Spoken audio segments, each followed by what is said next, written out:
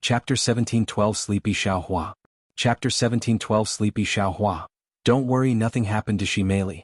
She endured her heavenly tribulation well. Yuan said. So I was the only one who ended up in such a pathetic state, huh? She sighed. Don't put yourself down so much. Your case is special. By the way, I met with Bai Shu Tao. Yuan suddenly said. Why you did? You didn't kill him, did you? She asked in a somewhat nervous tone. No, but I did punish him a little. I'll kill him later, when I visit the Heavenly White Tiger clan. Feng Yuxiang began pondering in silence. A moment later she spoke. Young master, if it's not too much to ask, can you let me deal with Bai Shu Tao? I want to be the one to punish him properly. Yuan nodded without hesitation. If that's what you want. I won't touch him then. Thank you, young master. By the way, didn't Xiaohua come with you to the Primal Expanse? Why is she so silent? Feng Yuxiang suddenly asked. Now that you mention it. Xiaohua had been oddly quiet for the past 2 years. Xiaohua, are you okay? He asked her. No response. Yuan frowned at this and said, give me a moment to check on her. He closed his eyes and entered his Tian through his consciousness. Inside, he could see a small figure hugging her knees and curled up in a ball as she floated around aimlessly. Yuan approached Xiaohua's figure, but he didn't bother her. She's asleep. There doesn't seem to be anything wrong with her, but something feels off. Yuan thought to himself. He continued to examine her condition without waking her up. However, a few minutes later, as if she sensed his presence, Xiaohua slowly began opening her eyes. Brother Yuan? She looked at him with a dazed face, seemingly still half asleep. Xiaohua? Are you okay? She gave him a slow and weak nod. I think so.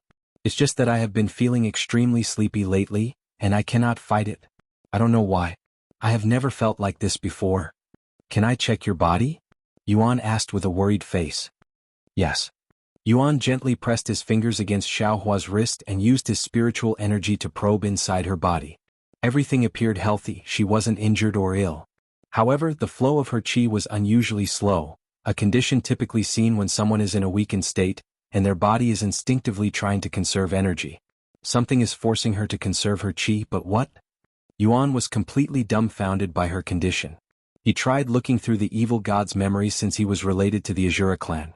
However, just like Tian's life, there were bits and pieces missing. It doesn't seem to be hurting her now, but that could change in the future. He'll need to figure out the cause of her condition as soon as possible. Xiaohua, Feng's revival was a success, so you can sleep peacefully and not worry about her. Yuan caressed her head in a gentle motion. Who is worried about that dumb pigeon? Xiaohua closed her eyes and fell asleep again. Yuan stared at her for a few more moments before leaving her alone and returning to the outside world. Something's wrong with Xiaohua, he explained the situation to Feng Yuxiang. What happened to her? I don't know, but she's in a state of spiritual energy conservation. Something is affecting her, but there's no telling what. Yuan turned to look at the primordial phoenix and asked her, Can you take a look at my friend? The primordial phoenix silently nodded. Father, I would also like to borrow your knowledge, Yuan said out loud. Why your father? Feng Yuxiang exclaimed, as she wasn't aware of the primal monarch's existence yet. I'll explain it to you later, Yuan said. The primal monarch appeared a moment later, and Feng Yuxiang was shocked by how much he resembled Yuan. No, it's more accurate to say he's young master when he was just a child. She cried inwardly. Yuan retrieved Xiaohua from his dantian and carried her in his arms as she slept soundly. I have never seen this condition before. I can sense a few curses on her, but they have no relationship with her condition. The primordial phoenix said. By the way, you also had those curses, but they were dispelled alongside your other curse. She looked at Feng Yuxiang and said. You must be talking about the Celestial Emperor's curse.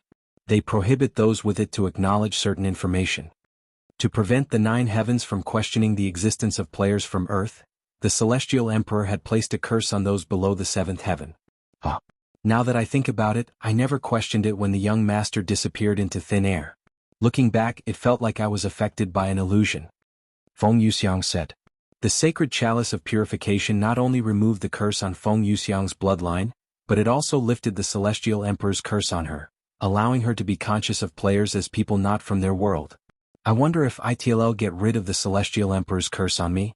Yuan thought to himself.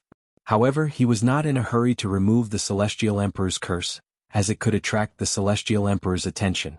Moreover, the curse had almost no effect on him due to his inability to break through without advancing his physique first.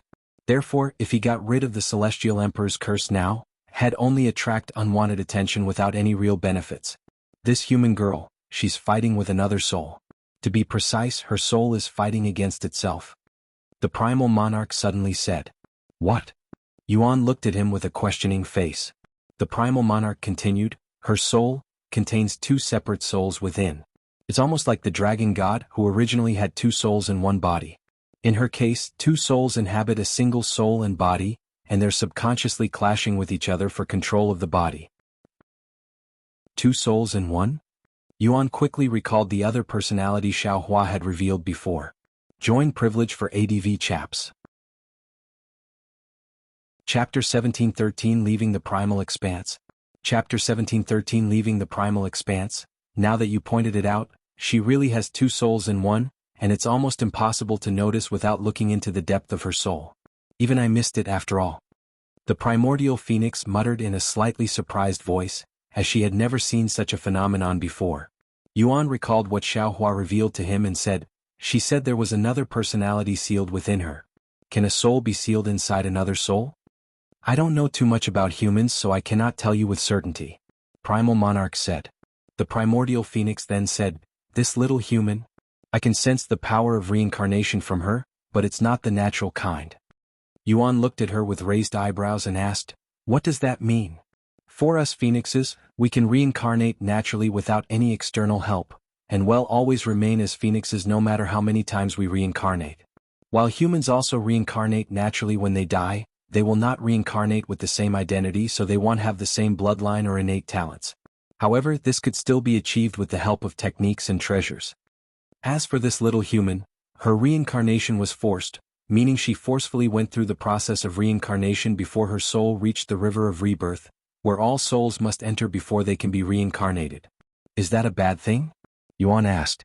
The process itself may be unnatural, but there's nothing inherently negative about it. However, the same cannot be said about the techniques or treasures involved with her reincarnation.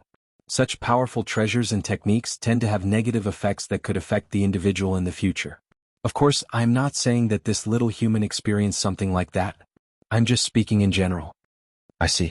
Then, is there a way to stop them from fighting each other? The Primal Monarch then spoke, there are two ways. Since both souls are active, you can seal or completely destroy one of them. If there's only one soul, there won't be any fighting. No, that's out of the question. Yuan instantly refused that proposal. Then you can only separate the two souls and replicate what the dragon god did. That sounds good. Do you know how I can separate their souls? That is that tricky part. Their souls are so intertwined with each other that it'll be incredibly difficult to separate them perfectly, and any mistakes could lead to the destruction of one or both souls. Yuan frowned. I can't accept such risks. I have another option. If you find the source of her reincarnation, you might find some clues. If you cannot figure it out alone, you can bring her back here and I might be able to do something about it. The primordial phoenix said. The source of her reincarnation, the Azura clan. Primordial realm? Yuan muttered to himself. He already planned on visiting the primordial realm, but Xiaohua's condition made it a little more urgent. Yuan placed Xiaohua back inside his dantian shortly later. Even if I want to bring her back here, it might be difficult for me to return. Yuan then said. I came to the primal expanse by accident after all. In that case I might be able to help, Ingzi suddenly spoke. Really? Yuan looked at her with intrigue.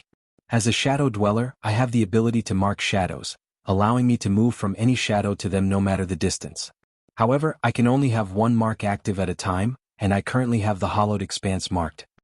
I see, but in that case you'll need to, yes, I will need to be with you if I want to bring you back to the primal expanse. In other words, Ingzi needed to follow Yuan to the 9 heavens in order to bring him back to the primal expanse. Are you sure? Yuan asked her. She nodded.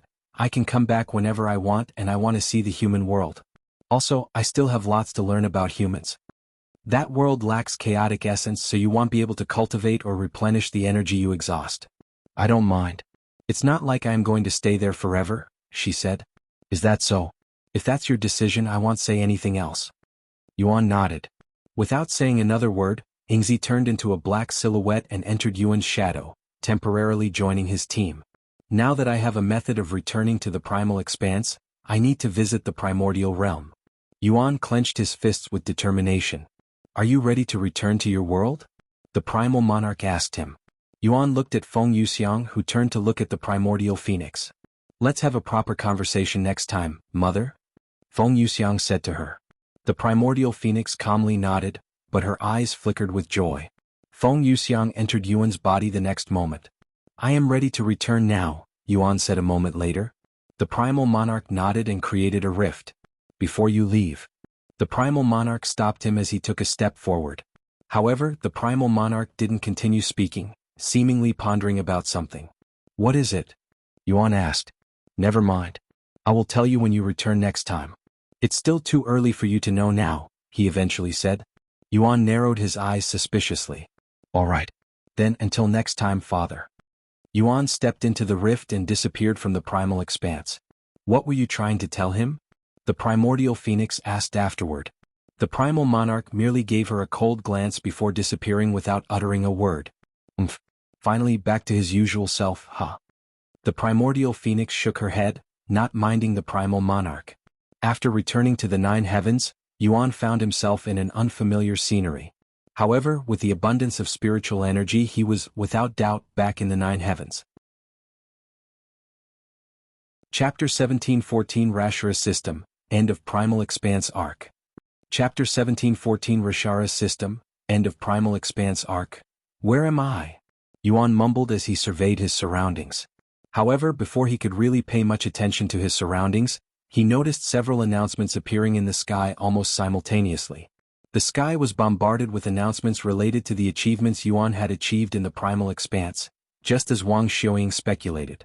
Nearly every player in the 9 heavens was staring at the sky in shock at this moment, their eyes and mouths wide with disbelief and awe. Over 3 years have passed since Yuan disappeared from the 9 heavens, and the players have gotten used to playing in peace without any commotions. In fact, except for a few players, the presence of player Yuan had diminished from their minds, becoming something akin to an urban legend. Due to his lack of presence, some even wondered if player Yuan had retired from. However, this was just the beginning of the players' shock. Once they finally got past the name player Yuan and began reading the rest of the announcement, their eyes popped out of their sockets, and their jaws fell to the ground. Celestial rank techniques? Crafting celestial grade treasures? How in the world? The top players have only just begun crafting Earth-grade treasures. What the fuck has player Yuan been up to? He disappears for 3 years and comes back with this bombshell? Wait a second. We've only progressed to the 4th heaven. How did he even acquire an endgame technique, much less craft them? Why did these announcements show up almost simultaneously? There's no way he achieved all of them back-to-back in such a short amount of time. The players were filled with questions. Some players were so shocked and distracted by these announcements that they died because they were in the middle of a battle when it happened. However, no matter how much they wanted answers, they realized they might never find out. Was a mysterious game with a ghost publisher. Unlike other games, nobody could get any help from the administration, so they were all on their own. Some players have tried seeking help from powerful cultivators because they believed the admins were disguised as NPCs. Unfortunately, none of their efforts resulted in anything. Most players have already accepted the phenomenon behind and stopped questioning it, just like how the people of 9 heavens don't question the existence of players. However, unbeknownst to the players and even Yuan, the announcements only appeared between the 1st heaven and 6th heaven, so the people in the 7th heaven and above were not aware of the players' activity. That being said, a single being above the 7th heaven was aware of their activity. Inside his private quarters, the Celestial Emperor stared at the recently made announcements with a profound expression on his face, and his brows furrowed in a worried manner. Player Yuan, I knew there was something different about you. To think you'd reincarnated in that abandoned world. I would have never guessed, he mumbled to himself. After a moment of silence, he shook his head and sighed. No, this isn't enough proof. There's a slim chance this player is not related to him. Who am I kidding? Not even the most talented blacksmiths in the 9 heavens could become a true divine blacksmith in such a short time. There's only one person who could achieve such a feat. The Celestial Emperor stood from his throne and walked to one of the open windows, staring at the world beneath him. You've finally returned, Shura's apostle, heaven refiner and the calamity who will destroy this world. The others may have failed, but I will stop you once and for all. For this is my duty as the Celestial Emperor." The Celestial Emperor clenched his fists, his eyes filled with rage and determination. The Celestial Emperor proceeded to summon the system and configure it. Confirm. If you cannot access cultivation online, you will be stuck in that world and won't be able to cause any trouble for me. The Celestial Emperor showed a satisfied smile on his face. However, just in case, I should send a few people to make sure he's gone from this world. The Celestial Emperor's figure disappeared the next moment. Meanwhile, in the fourth heaven, Yuan received several notifications that made him feel several emotions in quick succession. Ding. Yuan wore a bewildered expression on his face as he tried to comprehend the situation. My access to the system has been blocked? And Shura's system? Isn't that? Yuan swiftly comprehended the situation. The original system, the one used by every other player, was called the Rashara system. However, his access to that system had been blocked. It was probably done by the Celestial Emperor because he saw my announcements. Noticing this, the Shura system, which was obviously related to Shura, the unknown entity who gave him the power of heaven's supremacy, activated, preventing him from losing access to cultivation online. However, log off. Yuan tried to log off. I can't log off. You have to be fucking kidding me? Yuan cried out loud, his voice echoing in every direction. Chapter 1715 The Ning Family. Chapter 1715 The Ning Family. Although Yuan could no longer log off, he quickly calmed himself down as there were more important issues at hand. If the Celestial Emperor is aware of my presence, should I just remove his curse? He was slightly worried that the Celestial Emperor could track him through the curse. However, he didn't immediately use the sacred chalice of purification because there was an even higher chance the Celestial Emperor would realize he was still inside if his curse was broken. No, I have never heard of any curses that can be used as a tracker. However, the caster can, more often than not, feel their curse being destroyed and track it back to where it had been destroyed. If he destroyed the Celestial Emperor's curse, there was a good chance the Celestial Emperor would send someone to check on the location and realize he was still in. As of this moment, I need to move without alerting the Celestial Emperor, at least until I find and activate the Dragon Spiral Mountain in the 9 heavens and reconnect it with Earth. By first, I need to find Xiao and the others to let them know of my situation. Yuan scanned his surroundings with divine sense to better understand his location. However, he saw thousands of individuals flying toward him urgently, their faces filled with panic. In fact, tens of thousands of people in guard uniforms were already surrounding him. Yuan wore his mask and patiently waited for them to approach him since they didn't appear to be with the Celestial Emperor, as they lacked the cultivation and atmosphere. A few moments later, one of the guards who appeared to be their leader approached him. Although the guard appeared calm and fierce at a glance, his gaze was filled with worry and fear. I am the royal guard for the Ning family, surnamed Xiao. May I request for your identity? The guard requested respectfully. Although Yuan was unaware, his presence right now was akin to Long Wu Qing, absolutely tyrannical and overwhelming for those around him. In these people's eyes, Yuan was no different than a monster in human skin. So, my surname is Xiao, Yuan said. Then, Senior Xiao, what brought you to the Ning family's household? Are you here for the Ning family? Do you have an appointment with them? Guard Xiao continued to ask. The Ning family was one of the most influential families in the fourth heaven. In fact, they were essentially royalty. Yuan had invaded their private space without warning, and his earlier shouting had alerted them. However, the guards didn't dare to do anything rash because of his presence. While his cultivation only appears to be in the spirit sovereign realm, his real cultivation is definitely much higher. He must be one of the envoys from the upper heavens. The guard swallowed nervously. Ning family? Sorry, but I didn't mean to intrude. I came here by accident. Do you know where the Grand Mystic Sect is? I'll quickly be on my way. Ah, so you're with the Grand Mystic Sect. No wonder you're emitting such an overwhelming presence, Senior Xiao. The guards there sighed in relief after mistaking Yuan to be with the Grand Mystic Sect. My presence? Yuan muttered. Young master, your presence right now is very overwhelming, strong enough to make those guards faint if they get any closer. Liuxiang revealed his situation to him. Hearing this, Yuan looked at the guard in front of him, who appeared to be struggling to stay awake for some reason. He hastily suppressed his presence. I didn't mean to scare you with my presence. I apologize if I caused any trouble. No, it wasn't any trouble at all. We were just slightly alarmed by an unknown presence. That's all, Senior Xiao. Guard Xiao bowed. Anyways, about the direction of the Grand Mystic Sect. The Grand Mystic Sect is located on the other side of this world. However, if you're willing to wait a few days, they will be making their way to this location. Guard Xiao said. Ichim? What? What's happening here? The Ning family hosts a worldwide tournament every 7 years to allow the younger generation to show off their talents. Most sects tend to send their most promising disciples, and the Grand Mystic Sect is one of them. Of course, this tournament is open to individuals, so even those without any affiliation may participate. In fact, we have the highest number of participants this year. I see, Yuan said. He pondered inwardly. Xiao and the others should still be training with Kelan at the Grand Mystic Sect, but there's a chance they might come here to participate. Waiting a few days won't hurt. I still need some time to study Shura's system too. If Senior Xiao would like, you can stay with the Ning family in the meantime. We'll show you to our royal guest room if you allow us. Yuan nodded. All right. It'll trouble you for a few days. It's an honor to serve you. Guard Xiao led Yuan to their most luxurious guest room, usually reserved for the sect leaders of the 3 grand sects. Please make yourself at home for now. We'll be contacting you again shortly after speaking with His Majesty. Yuan nodded and waited in the room while Guard Xiao notified the Ning family of the situation. Meanwhile, at the Grand Mystic Sect, a group of young men and women gathered in front of Kelan like a group of private soldiers.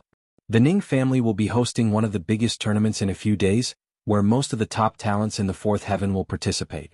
I want all of you to participate and show me the results of your training for the last 3 years. Whoever wins the tournament will receive a special reward.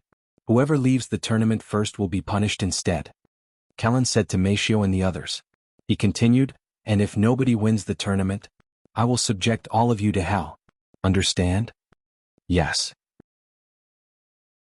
They all responded with excitement, their eyes filled with fighting spirit. Chapter 1716 Shura's System. Chapter 1716 Shura's System. Have you guys received any news from Yuan recently? Kelan asked the demon sealing faction afterward. Everyone there turned to look at Xiao and Liuxiang since they were usually the ones in contact with Yuan. No, I haven't heard from him. Xiao shook her head. Me neither, at least not after his last return. Did he say how long the Dragon God Festival would last? Kelan continued asking. No, he didn't. However, it probably shouldn't take that much longer, at least considering the type of trials he had to partake in. Yuan had mentioned the 3 trials to her before he returned to participate in the Dragon God Festival. I understand. Keep me updated. My superiors have been hounding me lately because of the lack of information. They're getting impatient, especially Celestial Overlord Su. A few days later, Kelan brought the demon sealing faction to the Ning family's location with the Grand Mystic Sect. Meanwhile, the head of the Ning family requested an audience with Yuan after Guard Xiao explained the situation to him. My surname is Xiao. Yuan greeted a middle-aged man wearing a pair of golden robes as he sat on a majestic throne. I understand that you came here by accident, but we are delighted to serve someone from the upper heavens, Senior Xiao. If you need assistance during your stay, don't hesitate to ask. Thank you. I appreciate your hospitality. If you don't mind me asking, why did you come down to the 4th heaven? I'm supposed to look for someone, but we don't really have any information on him, so I am just wandering around for now. I see. What of the Grand Mystic Sect? What's your relationship with them? I have a few friends there. Since I am here, I might as well visit them. It's been many years after all. Their conversation didn't last long, and Yuan returned to his room to study Shura's system. Character status. Heaven Refiner, Cultivation, First Level Spirit Sovereign, Chaotic Dragon Core, Perfect Chaotic Master, that's it. Yuan was left speechless by how simple his new character status was. Moreover, his name had changed to Heaven Refiner for some reason. He retrieved a random item from his storage ring and inspected it. Poison Sac. Description: a rare item dropped by demonic spiders. It can be used to enchant weapons or used to create poison pills. The system was able to analyze items properly, which was good enough for Yuan. Poison Sac, huh? This was one of the first items I've gotten, but I never really found a good use for it. Now that I have upgraded the Starry Abyss to Baneful Abyss, this is essentially useless. Despite its uselessness, Yuan was reluctant to throw it away. He stored it back into his spatial ring shortly later and continued experimenting with the new system. As the tournament drew near, more and more people gathered at the Ning family's territory. A few hundred miles from the Ning family's household, A coliseum-like structure had been built specifically for the tournament, its grand design capable of holding the immense crowd that had arrived to witness the event. Senior Xiao, would you like to watch the tournament with the Ning family? His Majesty said had prepared a seat for you just in case. Guard Xiao asked Yuan the day before the tournament. Yuan used his divine sense to sweep the crowd. A smile appeared on his face when he saw Meishio and the others. Sure, he'll watch. He nodded. On the day of the tournament, Yuan met up with the Ning family before they headed to the tournament. The Ning family consisted of Emperor Ning, his 4 wives and their 21 children. Emperor Ning made his family introduce themselves to Yuan. Yuan introduced himself afterward. Senior Xiao, why are you wearing a mask? One of the younger children asked. I don't have any special reason. I just enjoy wearing masks. Yuan removed his mask to show them his handsome face. Naturally, it was disguised as had consumed an appearance-altering pill before leaving the room. You must be very strong since you're from the upper heavens. How strong are you, Senior Xiao? Another asked out of curiosity. How strong, huh? Good question. I also don't know how strong I am right now since I have nothing to properly scale to. Can you destroy stars with your fists? Another child asked. I think I am still quite far away from accomplishing such feats, unfortunately. Okay, enough bothering Senior Xiao. We need to move out now or we'll be late. Emperor Ning eventually stepped in to stop them. They were escorted to the tournament area shortly later by a group of powerful guards. Most of them were at the peak of the spirit enlightenment, with a few in the divine realm. When they arrived, they sat in the private seating area reserved only for the Ning family. However, they made an exception for Yuan and allowed him to sit with them. The rowdy crowd quickly became quiet when the Ning family arrived, and almost everyone there had their heads lowered toward their seating area. Kelan was one of the few individuals who didn't bow his head, as the Ning family was no different than an ordinary family in his eyes. He wasn't even paying attention to the Ning family at this moment but to the mysterious masked individual sitting with them. That man is formidable. Despite Yuan's efforts to suppress his presence, Kelan could instinctively sense that Yuan was a powerhouse. Hey, do you know the identity of that masked man with the Ning family? Kelan turned to ask Du Daomi, the sect leader of the Grand Mystic sect. No, I don't recognize him.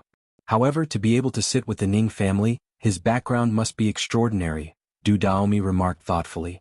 Is that so? Kelan continued to stare at Yuan. Noticing his gaze, Yuan confronted Kelan's gaze in a somewhat provocative manner. Interesting. An excited smile appeared on Kelan's face. Chapter 1717 Tournament of Rising Stars. Chapter 1717 Tournament of Rising Stars. Emperor Ning stood up and began his speech shortly after their arrival. My Ning family welcomes you all to this year's Tournament of Rising Stars, where those below the age of May 27th participate, regardless of your background or affiliation. Before I reveal the reward, allow me to explain the rules for this tournament first. First and foremost, each of you will be assigned an opponent who matches your age. As the tournament progresses and there are fewer participants, the age disparity will naturally widen. There is a protection formation around this arena, so you do not have to worry about accidentally being killed. However, your opponents may still forfeit. Once they forfeit, you are prohibited from attacking. If you damage your opponent after they forfeit, you will also be disqualified. Martial techniques that directly damage the soul are also strictly forbidden. If caught, you could be punished with death. Several rules later, Emperor Ning revealed the rewards. The winner of this year's tournament will be given an innate miracle pill. The onlookers and the participants gasped in shock after hearing the reward. An innate miracle pill could boost one's innate talents greatly and could turn an ordinary cultivator into a talented one. However, they are incredibly rare and priceless due to the exceedingly rare materials required to concoct them. Afterward, Emperor Ning said, Before we begin the tournament, I would like to take a moment to introduce an esteemed guest to you all today. This is Senior Xiao, an envoy from the upper heavens. An envoy from the upper heavens? Kelan muttered to himself. Would you like to share a few words before we begin the tournament, Senior Xiao? Emperor Ning asked him. Yuan pondered for a moment before responding with a question. Do you mind if I make this year's tournament a little more exciting? Oh, what do you have in mind? Emperor Ning's eyes flickered, his interest piqued. If you would allow me, I would like to give the top participants an opportunity to fight me. If they can defeat me, I'll give them a separate reward. But with your cultivation. Emperor Ning hesitated to let someone as powerful as Yuan participate in a tournament meant for the younger generation. Yuan chuckled and said, "You probably won't believe me, but I actually qualify to participate in this tournament." "What? You're that young?" Emperor Ning's eyes widened with shock. Had sensed Yuan's presence before, and it was absolutely terrifying. It was not something someone so young should have. For this young man to be this talented, he's most likely from the ninth heaven. Emperor Ning swallowed nervously. "Don't worry, I won't go too hard on them, and I'll put several restrictions upon myself," Yuan assured him. Emperor Ning pondered for a moment before nodding. "All right, let's do it." Sounds entertaining too. After receiving Emperor Ning's approval, Yuan stepped forward and spoke in a voice loud enough for everyone to hear. Naturally, he disguised his voice so Kelan and the others couldn't recognize him. "During this tournament, any participant in the top May 20th challenge me. My cultivation will be suppressed to the peak of Spirit Grandmaster. In fact, I qualify to participate in this tournament since I am under the age of 27. If you can defeat me, I will give you a Supreme Rank Technique or an Empyrean Grade Treasure. A Supreme Rank Technique and Empyrean Grade Treasures are typically only acquirable within the 7th heaven and above, so for it to be given as a reward in the 4th heaven was a once-in-life opportunity. Even Emperor Ning was shocked by the generous reward. However, despite the immense reward, every participant understood the challenge ahead.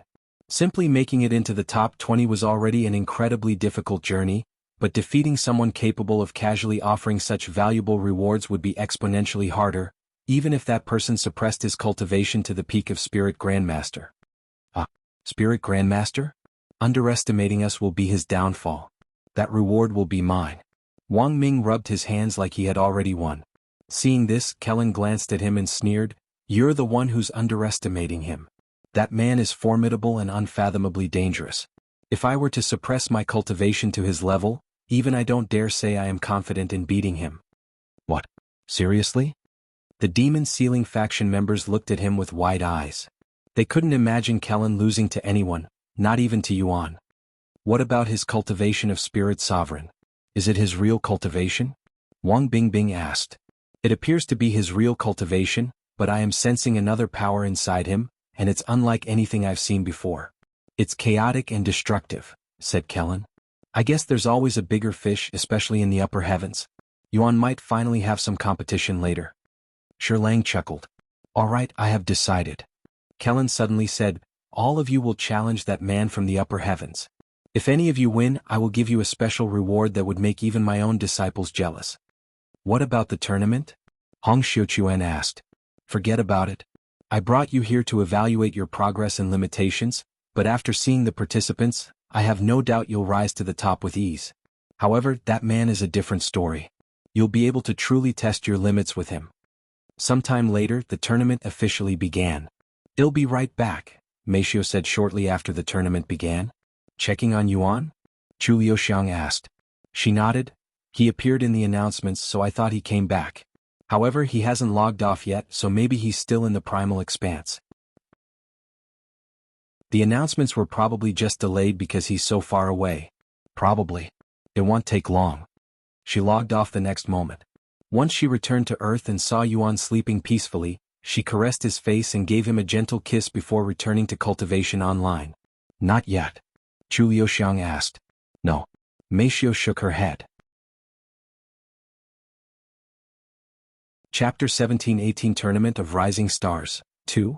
Chapter 17-18 Tournament of Rising Stars, 2.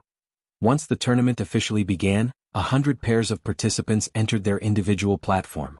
Since there were tens of thousands of participants, it'd take weeks if not months to finish the tournament if they did one match at a time. None of the Demon Sealing faction members were chosen for the first session, so they merely stood in their area and waited for their turn.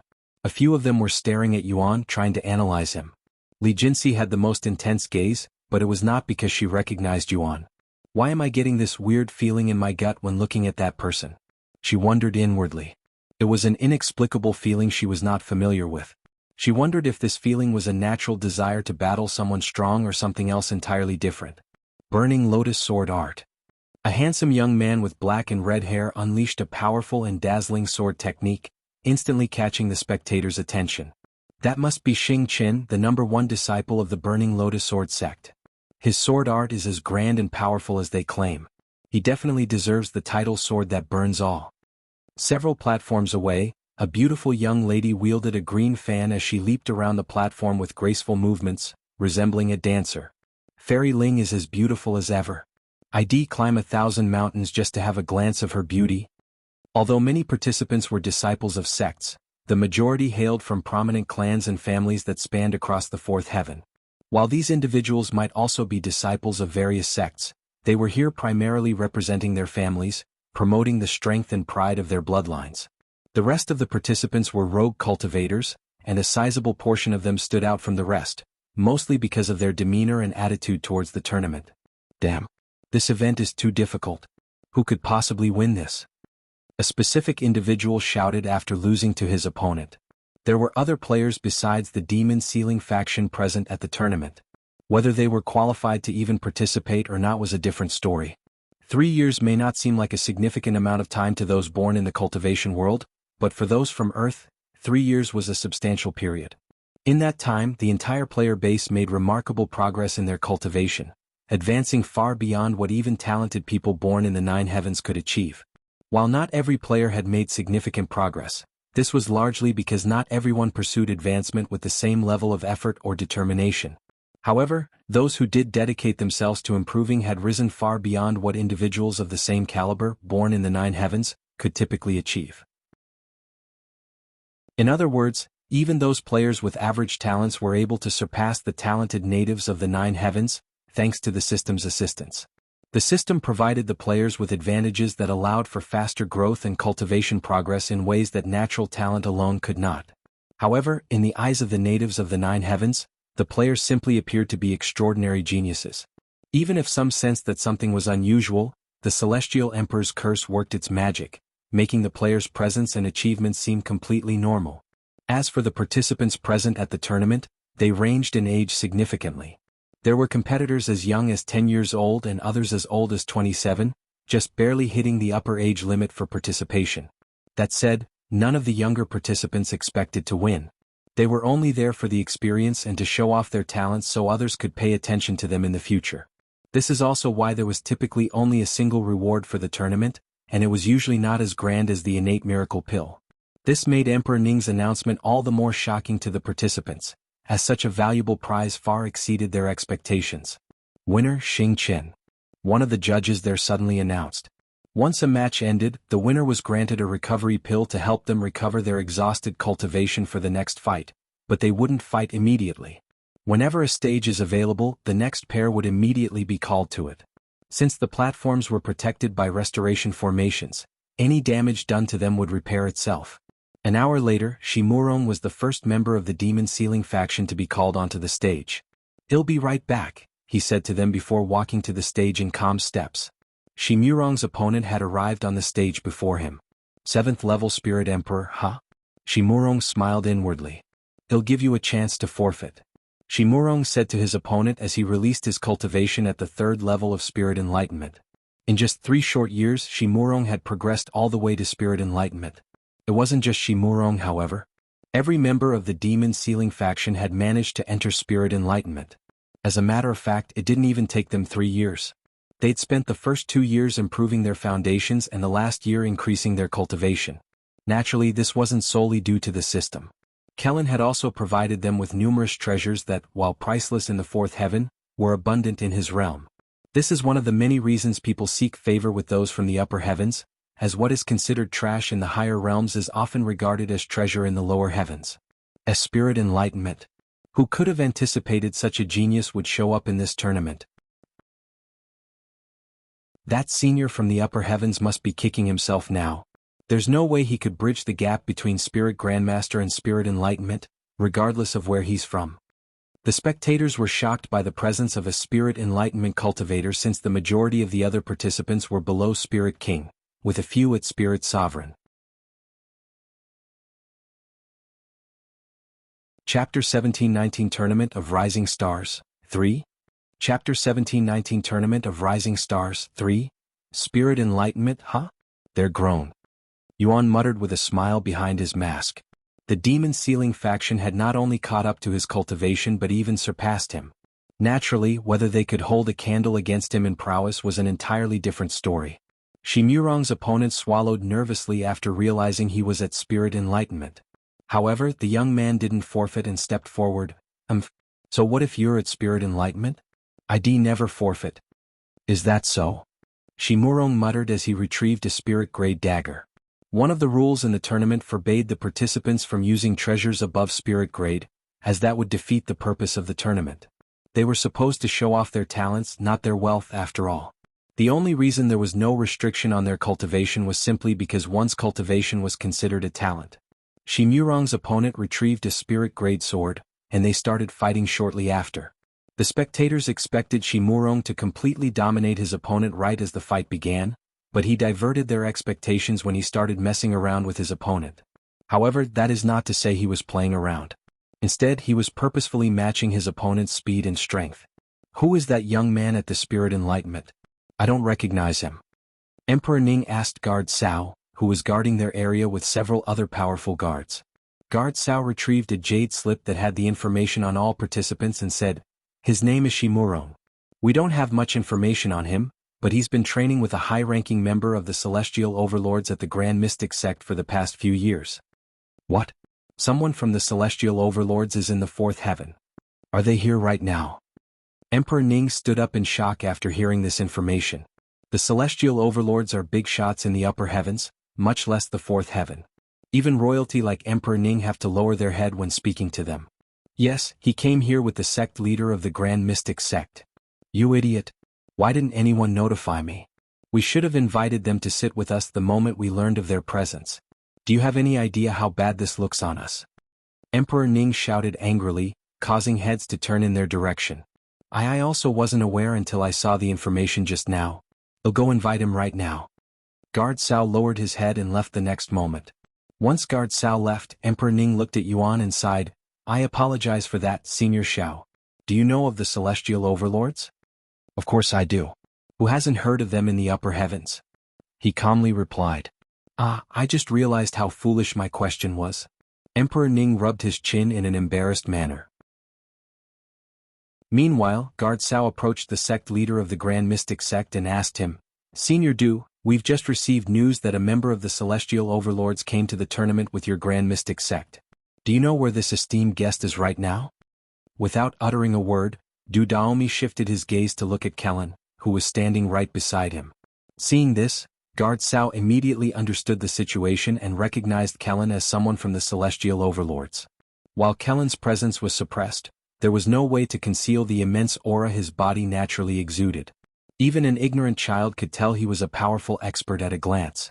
Esteemed guest from the Celestial Overlords. His Majesty Emperor Ning respectfully requested your presence at his humble booth with his family, if you don't mind. Kelan looked at the location where the Ning family was spectating from, but his gaze wasn't directed at Emperor Ning. Instead they were staring at Yuan. Sure, he said with an excited smile. Thank you. Please follow me. Kelan looked at the others and said, I'll be gone for a bit. He followed Guard Xiao to the Ning family's booth. When Kelan arrived, Emperor Ning got back on his feet and immediately apologized. I would like to extend my deepest apology for the late invitation, esteemed guest. I wasn't notified of your presence until just now. It's fine. How should we address you, esteemed guest? Kelan. Kelan? Commander Kelan? The god of physiques. Emperor Ning almost couldn't believe his ears after hearing Kellan's name and recognizing it. That's right. There's no need to act so formally. Although I accepted your invitation, it wasn't because of the Ning family, Kelan said as his gaze shifted to Yuan, who was calmly viewing the matches, completely ignoring Kelan. Not a single reaction even after learning of my identity, huh? Kelan smiled inwardly. Emperor Ning instantly realized what Kelan was trying to tell him and didn't try to prolong the conversation, fearing it might annoy Kelan. I understand. Then I won't bother you.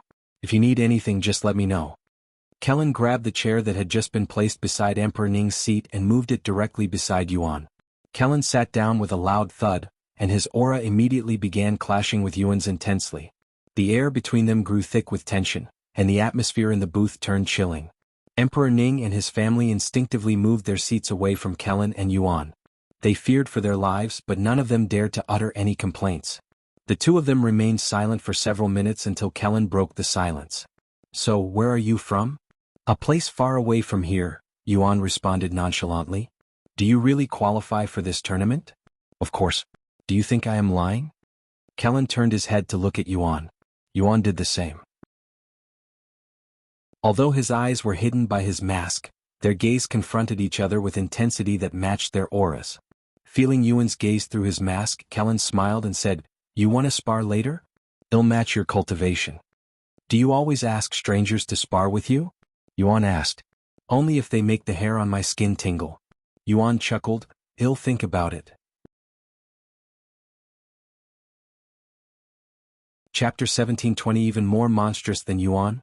Chapter 1720 Even more monstrous than Yuan? What's there to think about? I can tell you're someone who craves a good battle just as much as I do. Moreover, your physique. Kelan's gaze lowered to look at Yuan's physique. His clothes and boots are both celestial-grade treasures. Either his family or sect spoiled him, understandably so. This young man is not even 28 years old, and his aura is already this overwhelming. His cultivation is also deceptively low. There's no doubt he can fight someone several realms above his own. Yuan may be a monster, but this guy is on a whole different level. Kelan compared Yuan to the mysterious monster before him. Although Yuan was wearing clothes that covered most of his skin, Kelan could still tell that he had a powerful physique. You're a body refiner like me, aren't you? Kelan asked. I do temper my body whenever I get the chance, but I cannot say that I am strictly a body refiner. Yuan shook his head. That's absolute nonsense. Even gifted and hardcore body refiners in the ninth heaven will have difficulties achieving your level at your age. Kelan did not believe Yuan in the slightest. My level? What do you think my level is? I can't say for certain without exchanging a few punches with you, but it's definitely as extraordinary as that ominous energy inside your body. He can sense my chaotic essence even though I hid it to the best of my abilities? Yuan was slightly surprised. Although Kelan could sense something ominous inside Yuan, it was just a feeling and he had no idea what it was. Yuan's gaze suddenly turned to look at the members of the Demon Sealing faction and asked, Those children are yours? Kelan shook his head and said, No, not really. I'm just training them. They're not really my disciple. They're not your disciples, but you're still willing to train them? I didn't know the celestial overlords were this generous. It's complicated and I don't know about the others, but I don't mind training strangers as long as they show promise and determination. Are you confident they'll be able to reach the top 20? Yuan asked. Of course. I have confidence that they'll dominate the whole tournament and reach the top 20, unless they start fighting each other. However, one of them will definitely win the tournament. Kelan spoke in a proud manner, as if he was speaking of his own children. I see. Then how about this? If one of them manages to defeat me, I'll spar with you. Kelan didn't immediately respond because even he wasn't confident they could beat him while his cultivation was suppressed to Spirit Grandmaster. No. I need to have some trust in them, especially that little monster who might one day rival Yuan. I don't believe they won't be able to defeat a Spirit Grandmaster, even if their opponent is a prodigy from the upper heavens. Kelan thought to himself, shaking away his doubt. All right, he said a moment later. Very well. Yuan didn't say anything else and returned to watching the tournament. I'll be back, Kelan said before flying back to the others directly from the booth. What did you talk to him about? Liuxiang asked, her face filled with curiosity. That man is much more powerful than I'd anticipated, but that doesn't mean you have no chance of winning. Hell be suppressed to Spirit Grandmaster. If you guys, who are also able to defeat those above your own realm, cannot defeat someone at his level, I'll forget it. Anyway, you need to defeat him no matter what, you hear me? Otherwise, he'll force all of you to endure a whole year of hell that would make even the disciples at my sect wish for death, regardless if Yuan has returned or not. The members of the Demon Sealing faction swallowed nervously upon seeing Kelan's serious expression. Although Kelan hadn't mentioned anything about his spar with Yuan, they could instinctively sense that something significant was on the line. If you compare him to Yuan, how would you? Shimeli suddenly asked. Kelan interrupted before she could even finish her sentence. Yuan is very talented, probably one of the most talented individuals I know, but this man is on another level. I don't want to pat my own butt, but I am very confident in my ability to assess people's abilities with a glance. How big is their disparity in your opinion? Liuxiang asked. Kelan pondered for a moment before responding. If Yuan was at the Spirit Sovereign realm, he'd probably be able to defeat someone at the Divine Emperor realm, even the Divine Sovereign realm with some difficulty. However, that man will be able to defeat someone in the Immortal Ascension realm. The difference between Divine Sovereign, Divine Ancestor, and Immortal Ascension is unfathomably vast. Of course, this is just an estimate since I haven't fought him. For all we know, he could be weaker, or even stronger. Man, it's really hard to believe that someone out there could outclass Yuan to such an extent. Is this what it feels like to be a frog in a well? I never thought I'd see the day, but alas. Hong Xiuquan sighed. Hey, why are you suddenly acting like Yuan is no longer relevant? We're still talking about Yuan in the past. Who knows how much he's improved in the last 3 years? Chu Liuxiang suddenly spoke up with a frown on her face. Calm down, Sister Chu. We're not looking down on Yuan. He's still a monster. We're just surprised that someone is even more monstrous than him. Wu Zhao said. However, what Sister Chu said has merit. We haven't seen Yuan in 3 years, so we cannot compare them in a fair manner. However, we can all agree that the Yuan 3 years ago would lose to this powerhouse, right? I'll withhold my opinion until I fight that man. Li Jinxi said. Me too. Wang Xiuing agreed. At the same time, Feng Yuxiang asked Yuan about Kelan. Who was that man? And why is he training Meishio and the others? Yuan smiled and said, let me explain. It's a long story though. Fortunately, we have plenty of time.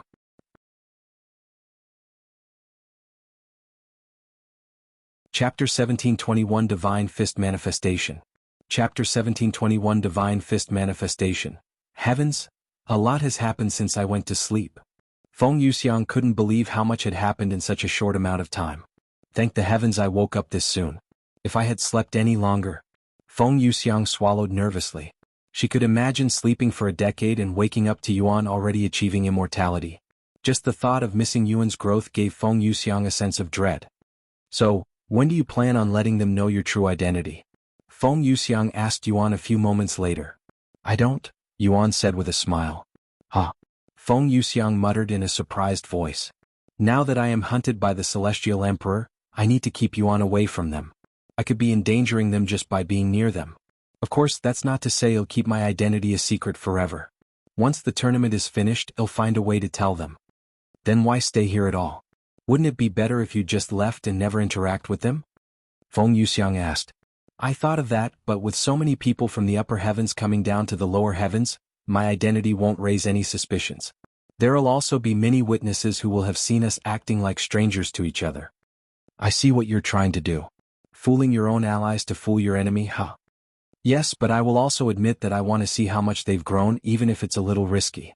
They wouldn't fight me with the same intensity if they knew my identity after all. Sometime later, Kelan returned to the booth. By the way, I never got your name. Surname Xiao. Surname? You can't tell me your full name? Kelan raised an eyebrow. My background is a bit unique. I'm not allowed to disclose my true identity carelessly. Ah, so you're from one of those families, huh? Kelan nodded his head as if he understood. Hidden families were not uncommon in the 9 heavens, particularly in the upper heavens. These families were known for keeping their backgrounds, techniques, and talents as secretive as possible, rarely revealing their true strength or lineage to the outside world. Their reasons for doing so also varied from family to family, so they were typically shrouded in mystery. So he's from a hidden family. No wonder why I have never heard of him. Kelan thought to himself, and he wondered how many more monsters like Yuan were hidden from the rest of the world, growing in secrecy. Sometime later, Murong finally defeated his opponent after messing around for many minutes. As time passed, more and more members of the Demon Sealing faction entered the stage. Their unusual background and high cultivation base attracted a lot of attention from the other sections. Heavens! They have another at the Spirit Enlightenment, and he's even at the 5th level. They are standing with the Grand Mystic sect. Are they disciples? How come I don't recognize any of them? Just where in heaven's name are they finding so many monstrous talents? Finding a single one of them every 1,000 years would already be considered a miracle, yet there's a dozen of them together at this moment. Ah, I know about them. I heard this from a disciple of the Grand Mystic sect, and they're apparently being trained by someone from the Celestial Overlords. They're also not disciples of the Grand Mystic sect. What? Someone from the Celestial Overlords is here in the 4th heavens. My God. No wonder. This explains everything. Information of the Demon Sealing faction being related to the Celestial Overlords quickly spread throughout the spectators' area, shocking everyone. Several hours later, two members of the Demon Sealing faction had been matched against each other. What a coincidence, Sister Wang, Hong Xiuqian said, pressing his fists together, the steel gauntlets on his hands gleaming as he stared intently at his opponent, Wang Bingbing. Do you remember the last time we fought each other in an official competition? He asked. Yes, I do. Wang Bingbing calmly responded, recalling their fight during the spirit competition at the Jaded Garden. Then you also remember being defeated by me, right? Yes, I remember barely losing to you. However, things are different now. Are they really? We both trained under the same teacher. Enough talking. I will show you the difference right now. Wang Bingbing raised her sword, enveloping it with a sharp aura. Sword aura. That young lady knows sword aura at such a young age. The audience gasped in shock. Hong Xiuqian remained unfazed by her sword aura, knowing it wasn't a secret. He calmly bashed his gauntlets together, and a silver aura appeared around them a moment later, emitting a destructive aura. That young man also achieved divine fist manifestation. While masters of sharp weapons could achieve an aura, such as sword aura or spear aura, those who rely on their fists can achieve divine fist manifestation. This concept is similar to sword aura, but instead of enhancing sharpness, its power lies in its overwhelming destructive force, amplifying the raw strength of every blow. Not only can divine fist manifestation block weapon auras, but they are also just as difficult to cultivate and train as weapon auras. Wang Bingbing and Hong Xiuqian clashed with each other a moment later. When their sword aura and divine fist manifestation collided, a powerful ripple swept the arena, disturbing the nearby fights. While every platform had formations in place to prevent projectiles and debris from flying outside and harming the spectators or other participants, these formations did not block the ripples of energy created when two powerful forces clashed. Wang Bingbing went on the offensive while Hong Xiuqian played defense, repeating their match during the spirit competition, almost as if they were trying to prove something to each other. But compared to their fight previously, they were both incomparably stronger with much more fighting experience.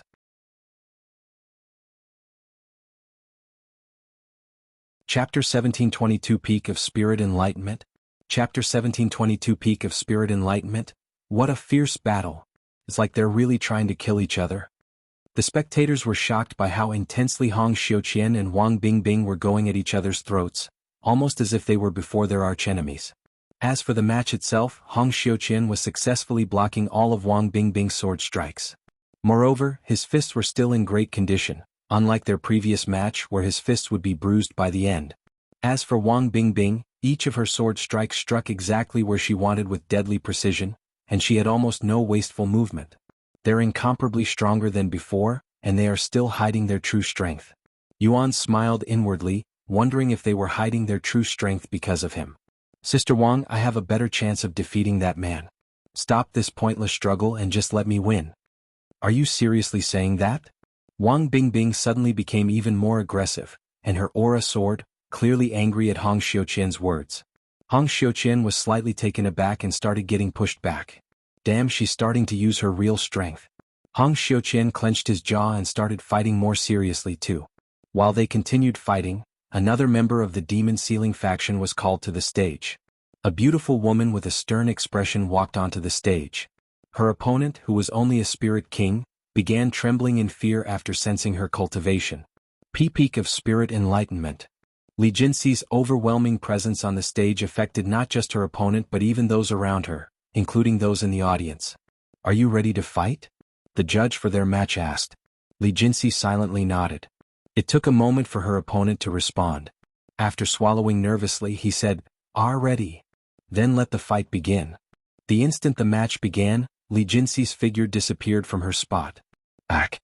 Her opponent cried out in pain and was sent flying outside the stage a split second later. Li Jinxi had defeated her opponent in a single move not even a second after the match began, and she used nothing but her own fists. Winner, Li Jinxi. Once the match ended, the judge offered Li Jinxi a recovery pill, but she outright refused it and left the stage. Heavens! What a domineering beauty.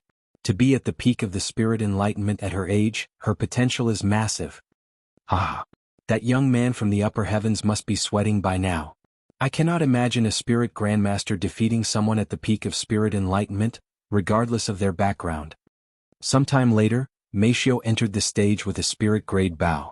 However, she didn't have any arrows on her, and her bow also lacked the bowstring that traditional bows have, resembling that of an incomplete bow. Her opponent was a young woman at the third level of the Spirit Sovereign Realm who belonged to one of the three grand sects, the Grand Spring Sect. "Please go easy on me," said her opponent. Xiao silently nodded. Once the match began, the Grand Spring Sect disciple raised her sword in a defensive manner while Xiao's aura skyrocketed, wrapping itself around the bow in her grasp and creating a bowstring. By the time Xiao raised her bow, an arrow made entirely of her aura was already prepared to launch from the bow. The Grand Spring Sect disciple instinctively knew that she was incapable of blocking Xiao's attack and immediately switched from defensive to trying to avoid the attack entirely. The arrow flew from the bow a moment later and barely missed the Grand Spring Sect. However, right as the disciple sighed in relief inwardly, she felt something strike her from the back. Wah! The arrow that had missed her initially had suddenly turned around, and in that instant she felt as though a massive hole had been torn through her stomach. However, when she looked down, she saw no injury on her body. The formation had activated, sparing her life. It's my loss. The disciple sighed in a disappointed manner as she placed a hand on where Xiao had struck her. As a core disciple of the Grand Spring Sect, she thought she would, at the very least, achieve the top 10. However, she had gotten incredibly unlucky and got matched with someone an entire realm above her for her first match. I couldn't even show off a single technique before I was defeated. This is so embarrassing. The disciple left the stage with her head lowered. Liuxiang was next, and she also defeated her opponent in a single attack by blasting them away with an unavoidable ice technique that covered the entire stage. Sometime later, Wang Bingbing and Hong Xiuqian's match finally concluded. Winner, Wang Bingbing. The judge announced. Wang Bingbing had managed to defeat Hong Xiuqian after a long and arduous battle where neither of them was able to overpower the other for hours until Hong Xiuqian made a mistake from exhaustion. One that Wang Bingbing took advantage of and came out on top. The spectators cheered madly, causing the whole place to rumble with excitement. This year's tournament is really exciting. One of Emperor Ning's children said as he clapped. Father, do you think it's possible to meet them after the tournament? I would love to have a word with that beauty with the bow.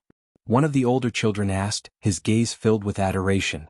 Before Emperor Ning could even speak, Kelan responded, she already has a partner.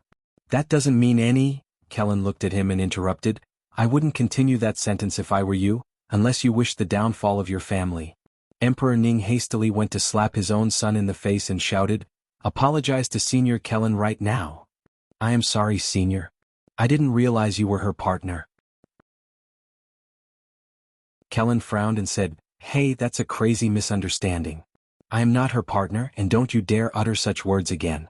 If her real partner was here to hear that, he'd probably go on a rampage and kill everyone here. Yuan turned to look at Kelan with raised eyebrows. What kind of nonsense is that? Is this how he sees me? He shook his head inwardly.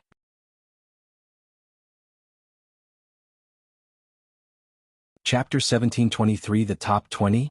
Chapter 1723 The Top 20, he'd kill everyone here over something like that? He sounds like a villain.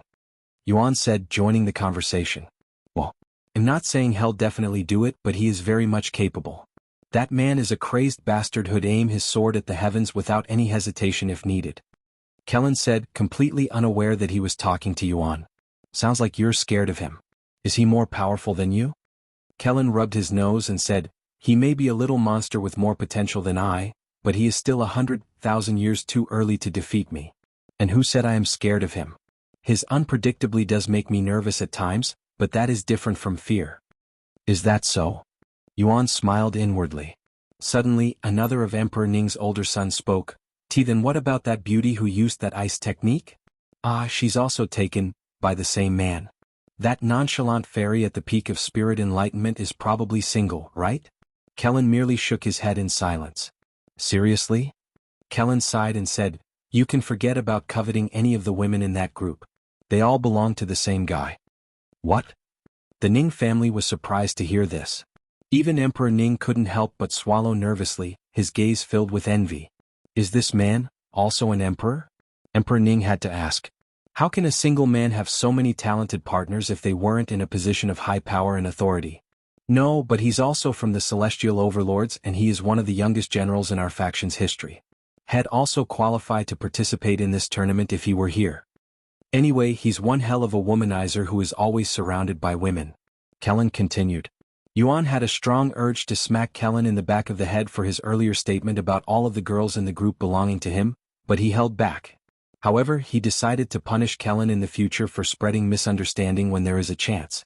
Sometime later, once all of the participants had their match, they immediately started the second round. With half of the participants eliminated, the age gap began widening, but it was only by a year or two at most. During the second round, Wang Ming and Shi Lang were matched against each other, and Wang Ming ended up barely winning. For the third round, Wu Zhao fought Wang Xiaoying, with Wu Zhao emerging victorious by a landslide. Although Wang Xiaoying also trained with Kelan, she had only spent half as much time as everyone else since she still had to focus on her alchemy, which was her primary path. For the seventh round, Li Jinxi ended up matching with Meishio. Li Jinxi obviously won by a landslide, but she was unable to instantly defeat Meishio unlike her previous matches. In the end, their match ended up lasting a whole minute. Wang Ming and Wang Bingbing also fought each other during the seventh round, with Wang Ming winning. In the ninth round, Wu Zhao got matched against Murong and lost within half a minute. By the time there were about 20 or so participants left, only Liuxiang, Li Jinxi, Murong and Wang Ming were left. Yuan then spoke, "Congratulations to those of you who have made it this far. Now you have all acquired the qualifications to challenge me. Of course you don't need to challenge me right now. You can challenge me after the tournament ends, or you can challenge." Before Yuan could even finish his sentence, one of the people there stepped forward and shouted, "I want to challenge you." Good. Without saying another word, Yuan leaped from the booth to one of the empty stages there. The one who challenged Yuan also entered the stage a moment later. "What happens if more than one of us defeats you? Will you give out the reward twice?" The young man, number 1 disciple of the Burning Lotus Sword sect, asked as he faced Yuan. Yuan calmly nodded, "Naturally." The spectators gasped in shock after learning the reward wasn't for a single person. Qingchen sucked his teeth after realizing he had jumped the gun. He thought the reward was only for the first one to defeat him, hence why he was so eager to fight first. However, after learning the truth, he regretted not waiting a bit more to study Yuan's prowess first. He turned to look at the other participants and most of them were smiling, almost as if laughing at him. "Whatever. It doesn't matter if I am first or last since I will defeat him regardless." Qingchen readied his sword. At this moment, every single pair of eyes were on Yuan, their gaze filled with anticipation. "I will let you have the first 3 strikes. By the way, I have sealed all of my treasure's abilities so you don't have to worry about that," Yuan said. "Then I won't be humble." Qingchen roared as his sword became engulfed in flames. Burning Lotus Raging Sword Strike. Yuan merely stood there as Qingchen swung his fiery sword at Yuan's neck. Seeing his opponent aiming for his neck, Yuan willingly tilted his head the other way, giving Qingchen full access to his neck. "Your neck is mine." The moment the flaming sword touched Yuan's neck, its movement halted abruptly, and the flames were instantly and forcefully absorbed into Yuan's body. Kelan stood up from his seat and exclaimed, "Fire harmony?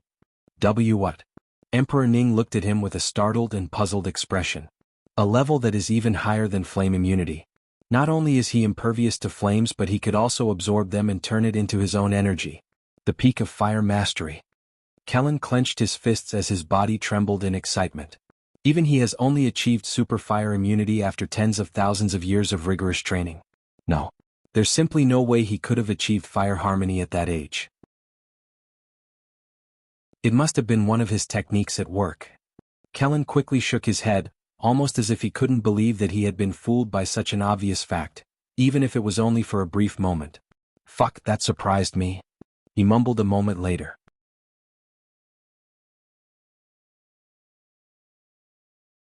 Chapter 1724 Fire Harmony. Chapter 1724 Fire Harmony, "That was your first strike," Yuan said to Qingchen after tanking his attack without a single scratch on his neck. "And no way." Qingchen hastily jumped back. There's no way he actually defended against such a powerful strike with his naked neck. He must have used an illusion or something to make it look like that. Qingchen refused to believe that a spirit grandmaster had managed to eat one of his most powerful strikes and come out unscathed. "What are you waiting for? You have 2 more strikes. I'm not trying to spend a whole day on a single match." Yuan beckoned him in a provocative manner. Qingchen immediately became infuriated, as he had never been mocked in such a fashion before.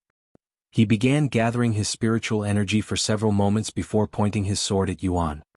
Burning Lotus Heavenly Sword. A massive blade made of pure fire materialized in the sky directly above Yuan. Once it fully materialized and the blade almost appeared real, it fell on Yuan's head. Whoosh! Flames spewed in every direction like a tsunami, engulfing the arena in a sea of flames. There's no way he could have avoided that. Qing became incredibly weakened after releasing the technique, which exhausted nearly all of his spiritual energy.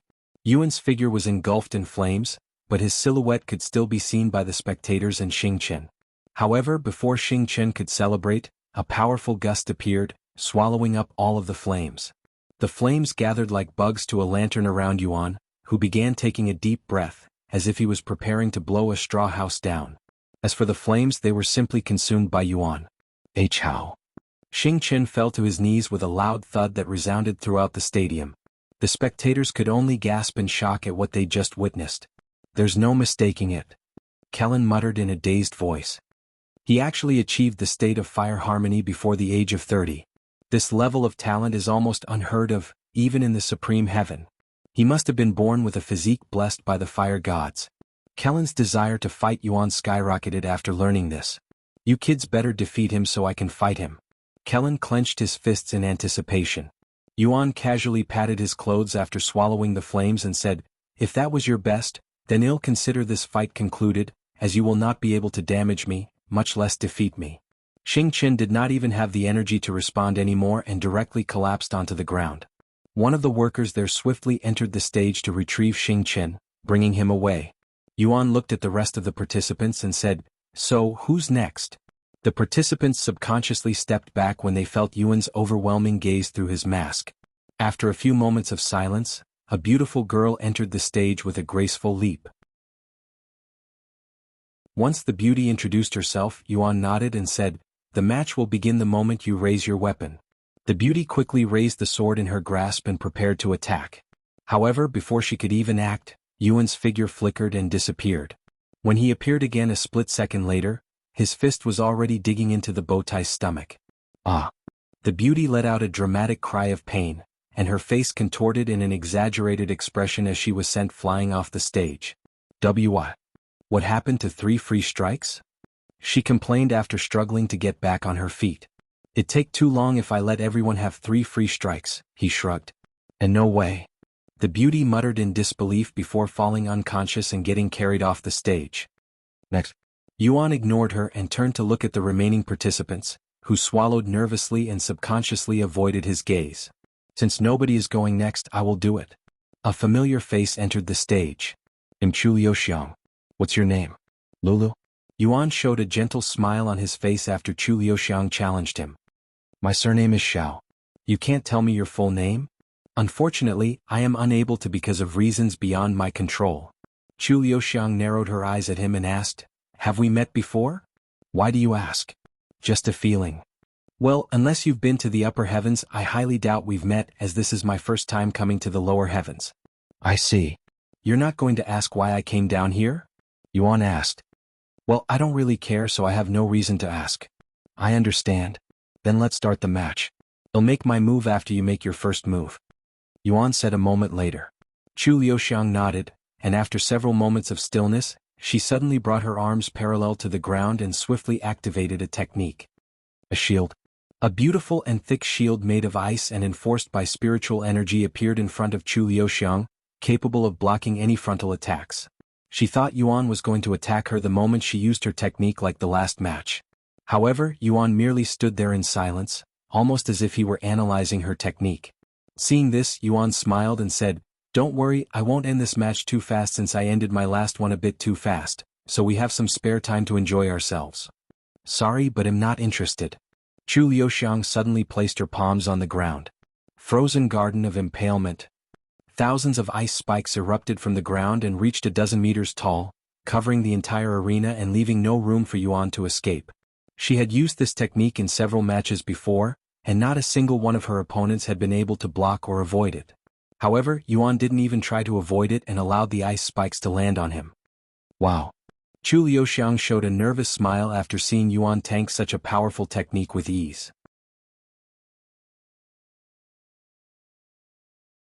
Chapter 1725 Fighting Chu Liuxiang. Chapter 1725 Fighting Chu Liuxiang. A simple notification appeared when Yuan took Chu Liuxiang's ice technique with his bare body. I can temper my body like this? He smiled inwardly. Yuan looked at Chu Liuxiang. Is that all you've got? Show me some more of your ice techniques since they're quite rare even in the upper heavens. Chu Liuxiang snapped out of her daze and gritted her teeth.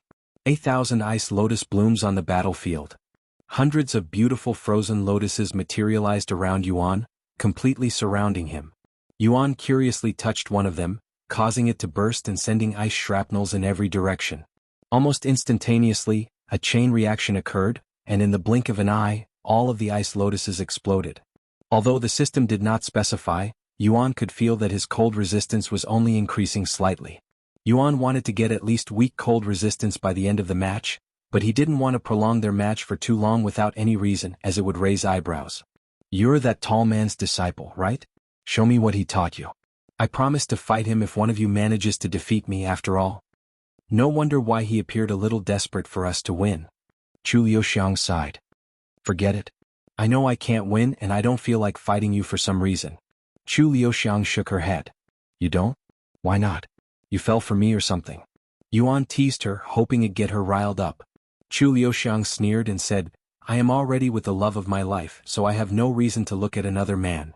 Anyway, just as Chu Liuxiang prepared to forfeit, Yuan casually swung his arm, sending a sword light made of pure sword aura at her. Chu Liuxiang hastily created a shield of ice before her, but it lasted only a split second before it was sliced in half. If she hadn't dodged at the same time she created the shield, the sword light would have struck her. Were you going to forfeit because you couldn't harm me with your techniques? I didn't know Kelan raised such a coward, or did you learn that from your partner? Chu Liuxiang's eyes burned with fighting spirit. Seeing this, Yuan clapped. So you finally feel like fighting me? Damn, you're annoying as hell. I will make you regret provoking me. Chu Liuxiang began writing in the air, swiftly creating array symbols. You're an array master? Yuan was pleasantly surprised that Chu Liuxiang had started using array symbols. A few seconds later, the array symbols that gathered above the arena came together, creating a massive cloud. Soon it began snowing in the arena. When the snowflakes touched Yuan's body, some of his spiritual energy was eaten away. A formation that gradually weakens your opponents, huh? This is at least a level 3 formation. Not bad. Just like Wang Xiuying, Chu Liuxiang didn't spend all of her time training under Kelan. She also studied array symbols under one of the Grand Mystic Sect's sect elders. I can't believe it's only been a year since I started teaching her about array symbols. An old lady sighed in admiration and regret as she stared at Chu Liuxiang's figure from the spectators' area. In just a short year, she went from barely knowing anything about array symbols to becoming a level 3 array master. If she had a better teacher than this useless one, she would have definitely reached higher. Her talents are simply incomprehensible. Chu Liuxiang wasn't finished with just one formation and continued creating more array symbols. Yuan wanted to see what she had planned and purposely allowed her to finish. However, Chu Liuxiang remained alert the entire time, anticipating him to attack at any moment. A few moments later, Chu Liuxiang completed her second formation, one that weakened the strength and those within it. The third one affected Yuan's movements, making him move slower. By the time Chu Liuxiang was finished, she had used up a third of her spiritual energy, but she felt that it was worth it as long as it weakened Yuan enough. To cast 3 formations in just a few moments, what a talented array master, not to mention her young age. The spectators were in awe. You done? Yuan asked her. No, but you are. Chu Liuxiang began bombarding Yuan with ice techniques with her remaining spiritual energy. However, Yuan would not block any of them, allowing them to bombard his body. Seeing this, Kelan subconsciously began tapping his foot. He doesn't have any cold resistance. He's blocking all of her spirit enlightenment attacks with his body. Not only does he have fire harmony, but his physique has also been tempered to a ridiculous degree. How in heaven's name does he have the time to achieve all of this? Did he train inside a time chamber or something? Kelan couldn't fathom how Yuan was able to attain his physique and fire harmony in less than 30 years. While there are time chambers in the upper heavens where time flows differently inside, they are all incredibly rare and scarce, and the time one could spend inside is severely limited. Just what is his background? Is there really such a powerful and resourceful family hidden away somewhere in this world? Before Yuan acquired weak cold resistance, Chu Liuxiang's ice techniques would tickle him. However, after acquiring cold resistance, he wouldn't even feel it touching his body if it weren't for his clothes. Kelan's eyes widened after noticing this. Head gained cold resistance. Just like that. It's only been a few minutes. He exclaimed in a shocked tone. If one could acquire resistance from being struck by another's techniques, then everyone in the world would possess some form of resistance. However, reality didn't work that way. Yet, Yuan had somehow managed to achieve this feat, which explained Kelan's shock and disbelief.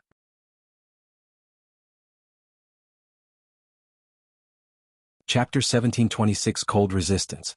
Chapter 1726 Cold Resistance. And no. Let's think about this properly. There's no way anyone could achieve resistance after just a few minutes from that level of attack. He must have already been on the verge of attaining cold resistance before fighting her. Yup. This has to be the explanation. Kelan suddenly convinced himself that this must be the explanation, as he found it impossible to believe that Yuan had started from nothing and attained cold resistance in just a few minutes. In other words, he was in denial, unable to accept the reality of Yuan's rapid progress. Meanwhile, on the stage, Liuxiang was sweating buckets after exhausting all of her spiritual energy. Unbeknownst to her, her efforts ended up benefiting Yuan greatly. "Thank you for the training. It helped me a lot," Yuan said to her afterward. "As a thank you, I'll face you seriously." Yuan thought about going easy on Liuxiang because she was his partner. However, after thinking about it, he decided to do the opposite. Although we've sparred with each other plenty of times, she never really experienced fighting me. Yuan smiled inwardly. No matter how intense their sparring became, it was still just a spar in the end. Even if they fought with full seriousness, Liuxiang never felt threatened because, deep down, she knew Yuan would never hurt her. This made it impossible for Liuxiang and the others close to Yuan understand what it's truly like fighting a monster like Yuan. Facing someone unfathomably stronger than her. This will be a good experience for her, even if it might scare her a bit. Yuan believed that Liuxiang needed this valuable experience since most people tend to freeze from fear, which could be the difference between life and death. A moment later, Yuan's aura surged dramatically, shifting from a suppressed state to one that was outright tyrannical and terrifying. However, it wasn't killing intent. Instead, it was a destructive and ominous aura that radiated immense power. His aura was so overwhelming that Liuxiang instinctively let out a terrified scream as she fell backward onto her buttocks, even raising her arms to shield her face. Li Jinxi and the other demon sealing faction members instinctively retrieved their weapons and tiptoed as they tried to jump on the stage to protect Liuxiang, but they managed to control themselves at the last second. As a matter of fact, pretty much everyone at the tournament became defensive after sensing Yuan's aura, participants or not. "What's wrong? I only revealed some of my aura, and you're already shaking on the ground?" Yuan spoke as he slowly approached her with small and steady steps. "Get up and show me some more of the ice techniques that you're so proud of." Yuan retrieved his weapon, a spirit-grade spear. Why is he using a spear when he knows sword aura? Kelan frowned, being more intrigued by his weapon of choice than his aura. Suddenly, the tip of Yuan's spear began emitting a sharp aura, that one resembled sword aura. "Spear aura," Lang exclaimed after seeing his aura. He knows sword aura and spear aura? This was not only Yuan's first time using spear aura. It was actually his first attempt using spear aura. Despite this, he didn't feel unfamiliar with it. After all, the god of war, who had mastered all sorts of weapons, also achieved weapon auras for many of them. The system only recognized his achievement once he used it, even though he had the capability to do so for a long time now. "Where did your bravery a minute ago disappear to? Stand and fight me." Yuan provoked her. However, Liuxiang didn't respond, almost as if she couldn't hear him. Seeing the petrified expression on Liuxiang's face and how much she was shaking, Yuan began to wonder if had scared her a little too much. "She won't hate me when I reveal my identity to her later, right?" He swallowed nervously at that thought. Suddenly, a loud voice resounded, "Stand up and face your opponent properly. Have you forgotten about what I told you?" Kelan could be seen shouting from the Ning family's booth. Hearing Kelan's voice and recalling about the conversation he had with everyone some time ago, Liuxiang gritted her teeth and forced herself to stand up to face Yuan. "If I'm going to stand beside Yuan, who will face many powerful figures in the future, I need to get used to this feeling of overwhelming difference," Liuxiang muttered as she faced her opponent. Seeing this, Yuan smiled behind his mask and said in a genuinely proud voice, "Not bad. Then hey, race your reward." Yuan's spear flickered the next moment. Liuxiang suddenly felt a sharp pain in the area between her eyebrows. Despite being aware of the formation that protected her life, Liuxiang was not in the situation to remember such things, and her life flashed before her eyes. Yuan. The last image that appeared in Liuxiang's flashback was Yuan's childish face when they were still back at the orphanage before she lost consciousness. Jinx suddenly appeared on the stage to catch Liuxiang's falling body, her gaze staring intently at Yuan, almost as if she wanted to tear him apart. Are you going to fight me next? Yuan asked in a provoking tone. No, I will. Murong said as he entered the stage with a dagger in his grasp. Sure. Yuan calmly nodded. Jinx carried Liuxiang off the stage while Murong approached Yuan. You can't scare me with your aura, he said. Oh really? I swear I saw you flinch when I first emitted it. Yuan laughed.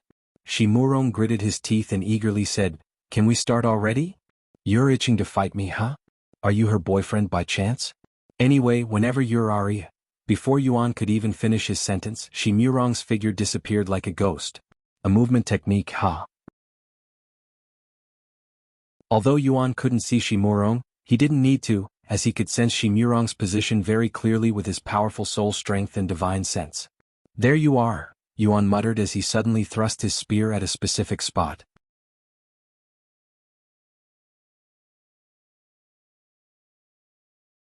Chapter 1727 Fighting Murong? Chapter 1727 Fighting Murong, Che.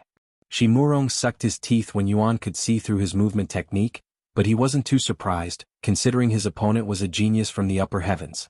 Right as Yuan's spear reached him, Murong's speed abruptly increased, and his figure disappeared again. A split second later, Murong appeared behind Yuan with his dagger diving toward his neck. Absolute penetration. No matter how sturdy your body is, this technique will allow me to bypass all of your defenses. Sure enough, Murong managed to cut Yuan's skin, but only the tip of his blade managed to penetrate his flesh. Still, had managed to make Yuan bleed, an astonishing feat that most wouldn't be able to accomplish. Yet, Murong wasn't finished. After drawing Yuan's blood, he activated another skill that injected poison directly into Yuan's body through the dagger and his wound. Murong quickly distanced himself afterward. Realizing that Murong had poisoned him, Yuan decided to play along and pretended to be affected. What did you do to my body? I just poisoned you with a deadly poison that will melt your internal organs. You'll experience excruciating pain for a bit, but you won't die because of the formation. Murong announced proudly. Ah. Yuan fell to his knees and began trembling and screaming in pain. Ah. This is what happens when you underestimate us. Know your place.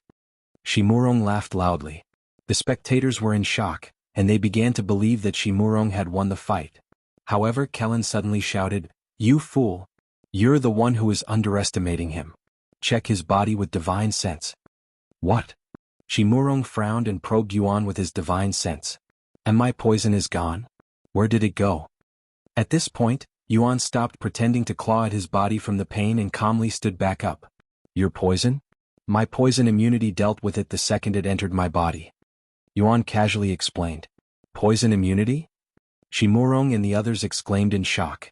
Poison immunity was one of the most tedious and painful immunities to attain, so it came as a great shock that someone so young had managed to attain such immunity. He has not only fire harmony but also poison immunity at that age. Kelan's expression turned solemn, looking like he was pondering something.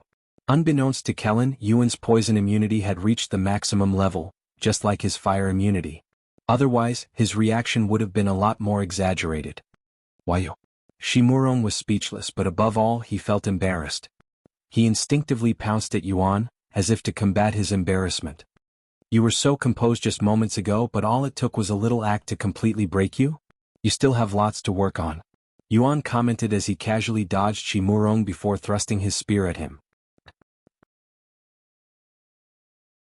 Murong made a funny expression when Yuan's spear dug into his neck. However, Yuan wasn't done and infused a tiny amount of his chaotic essence into his spear. The moment Murong sensed Yuan's chaotic essence, it felt as if he's suddenly standing before death's door. I'm dead. This was all Murong could think of before falling unconscious. You're not going to take him away this time? Yuan looked at Jinx, who wore a deep frown on her face. Too scared to approach me? Fine. Let me help you.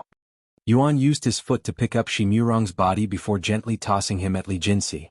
What was that energy? It's so chaotic.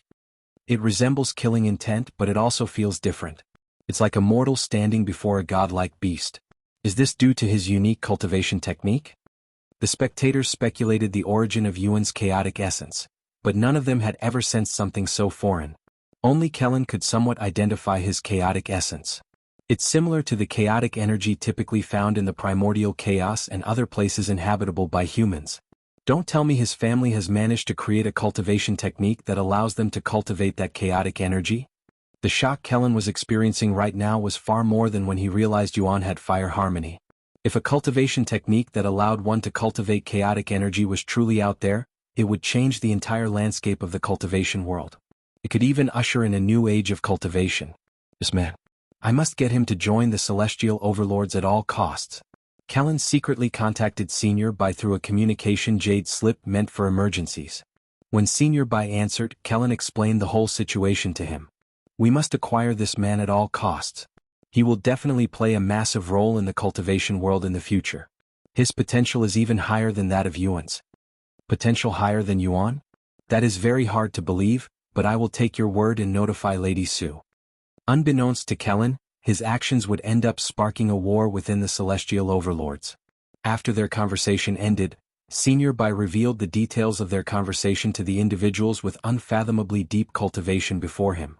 Senior Bai was coincidentally in the middle of a meeting with most of the upper echelons of the celestial overlords when Kelan called, and everyone there was at least within the rank of overlord, meaning several celestial overlords were present as well. Knowing Kelan would only use the emergency contact when it involved Yuan or his friends, Su Jiechi allowed Senior Bai to accept the call. A monster from a hidden family who, while not even at the age of 30, has cultivated fire harmony, poison immunity, and an extreme physique?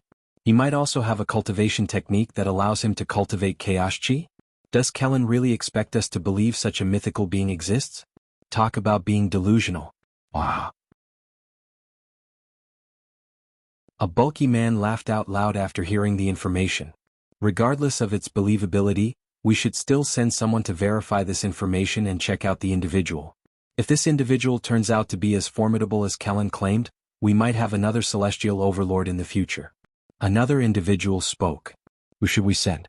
The overlords there turned to look at the three celestial overlords before them.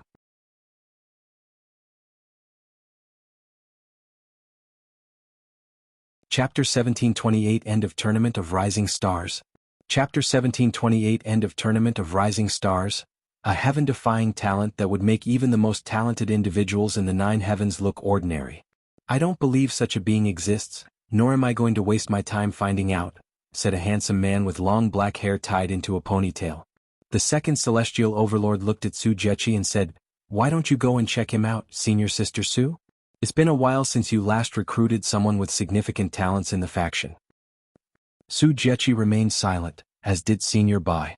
The information that a monster like Yuan existed in the celestial overlords was strictly restricted due to Su Jiechi's efforts to keep his existence hidden until he was powerful enough to walk amongst them properly with his head held high.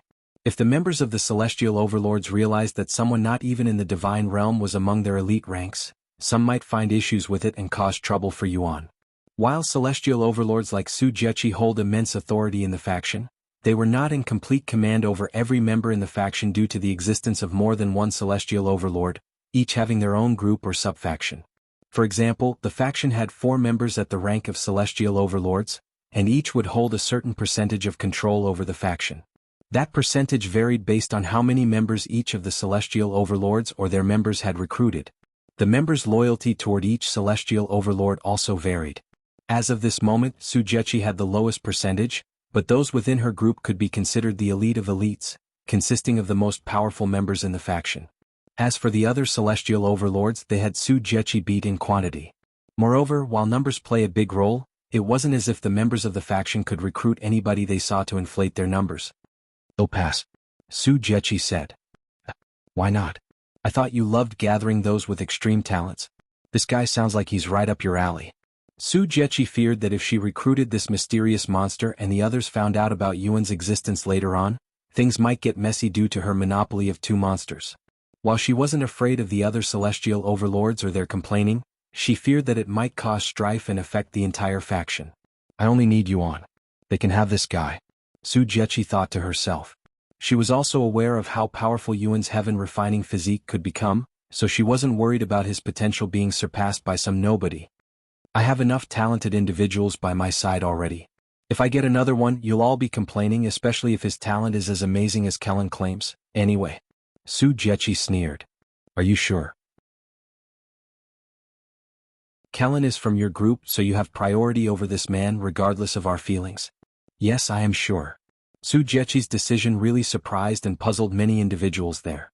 She would typically be the first to jump at the opportunity to recruit someone highly talented, but she didn't seem interested this time for some reason.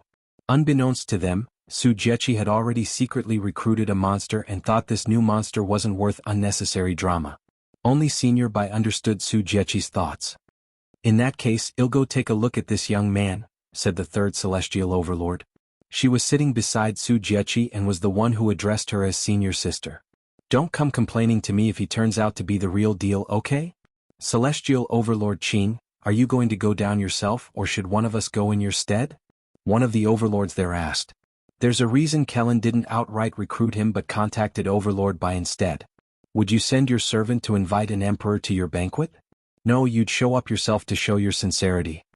Celestial Overlord Qing explained her reasoning. Sometime later, Senior Bai notified Kelan that Celestial Overlord Qing would be the one to recruit Yuan. Naturally, Kelan was incredibly upset by this decision. Why would she be the one coming?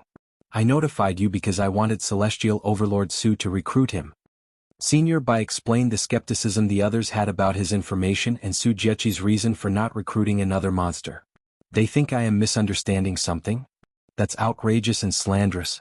When have I ever made a bad judgment of talents? I'm telling you that Celestial Overlord Su will immensely regret not having this guy in her group. He's even more monstrous than Yuan. What's done has been done. Unless you are willing to risk offending Celestial Overlord Qing and recruit him before she arrives, go ahead. Kelan swallowed nervously at the thought of offending another Celestial Overlord, one that was not in his group. Had essentially make an enemy out of everyone under Celestial Overlord Qing. Why did the Celestial Overlords split up in such a fashion? I heard it wasn't like this when the founder was still alive. Kelan sighed. The Celestial Overlords were in complete unity when the founder of the Celestial Overlords was still in control. There were even more Celestial Overlords at that time than currently. Yet, nobody tried to fight for authority or acquire more control, and they were all loyal to the founder. Lady Su is currently working to return the Celestial Overlords to its former glory. However, these things take a tremendous amount of time and energy. Senior Bai said. Also, she believes in Yuan more, even if he may be a little behind now. I also believe in Yuan, but there's truly something unfathomable about this man surnamed Xiao. Whatever. If Celestial Overlord Su refuses to recruit him, there's nothing else I can do.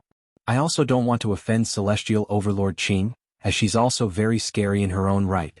Meanwhile, Yuan faced his next moment, a young man wielding a sword. Wang Ming, and he'll be your next opponent. A sword, huh? Let me change my weapon real quick. Yuan swapped his spear for a sword. Their fight began shortly later. Neither of them really spoke to each other. Instead, they used their swords to do the talking. Wang Ming's sword gushed with powerful sword aura, but it was still behind Yuan's ordinary sword aura. Realizing this, Wang Ming used his cultivation to make up for the difference. Only being weaker than Li Jinxi, Wang Ming was the second strongest member of the Demon Sealing faction, and his performance only further solidified his position. His movements were perfectly executed, and his sword techniques were on the verge of perfection. His sword aura was also impressive for someone his age, something only seen in the upper heavens. Yet, despite his excellence, he was still several steps behind Yuan, in every aspect. Damn it. This is exactly like fighting Yuan. Wang Ming gritted his teeth when he realized he couldn't gain any advantage or overpower his opponent, and he was having flashbacks of his first encounter with Yuan. You're not bad, but in my eyes, you're only slightly better than my last opponent. Yuan provoked him.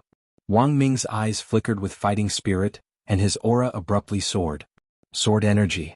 Wang Ming swung his sword at Yuan, releasing a powerful beam of energy that resembled Yuan's heaven-splitting sword strike. Yuan also swung his sword, but instead of using sword aura, his sword displayed enhanced sword aura, cutting right through Wang Ming's technique. Enhanced sword aura? Kelan cried out loud as he witnessed Wang Ming being struck. Enhanced sword aura? Wang Ming muttered in disbelief as he felt the sensation of his body being sliced in half. Not just sword aura and spear aura, but he also knows enhanced sword aura? There's no way he's less than 30 years old. Kelan started to question Yuan's true age, as his achievements seemed far too extraordinary for someone so young.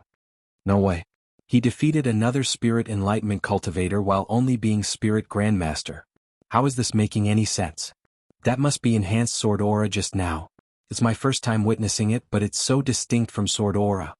While the spectators were in an uproar, Yuan looked at Li Jinxi and inquired, "Are you next?" After a moment of silence, she said, "I want to, but I will deal with you once I finish this tournament." "If you say so." Yuan looked at the other participants, who all appeared to be stricken with immense fear. "I guess there will be no more challengers for now." Yuan returned to the Ning family's booth the next moment. The tournament resumed shortly after, but most of the top 20 participants had lost their desire to fight. In the end, Li Jinxi swept away the rest of the tournament without any effort and became the champion. The champion of this year's Tournament of Rising Stars is Li Jinxi, a rogue cultivator. The judge announced. The crowd cheered for her, but the celebration was short-lived since everyone knew there was still one more fight left to be fought. After winning the tournament, Li Jinxi stepped onto one of the stages and beckoned Yuan with a finger. Once Yuan entered the stage, he said, "Since this is the last fight and I can tell you're different from the others, let's make use of this entire stadium instead of just a single stage." "I am fine with that," she calmly said.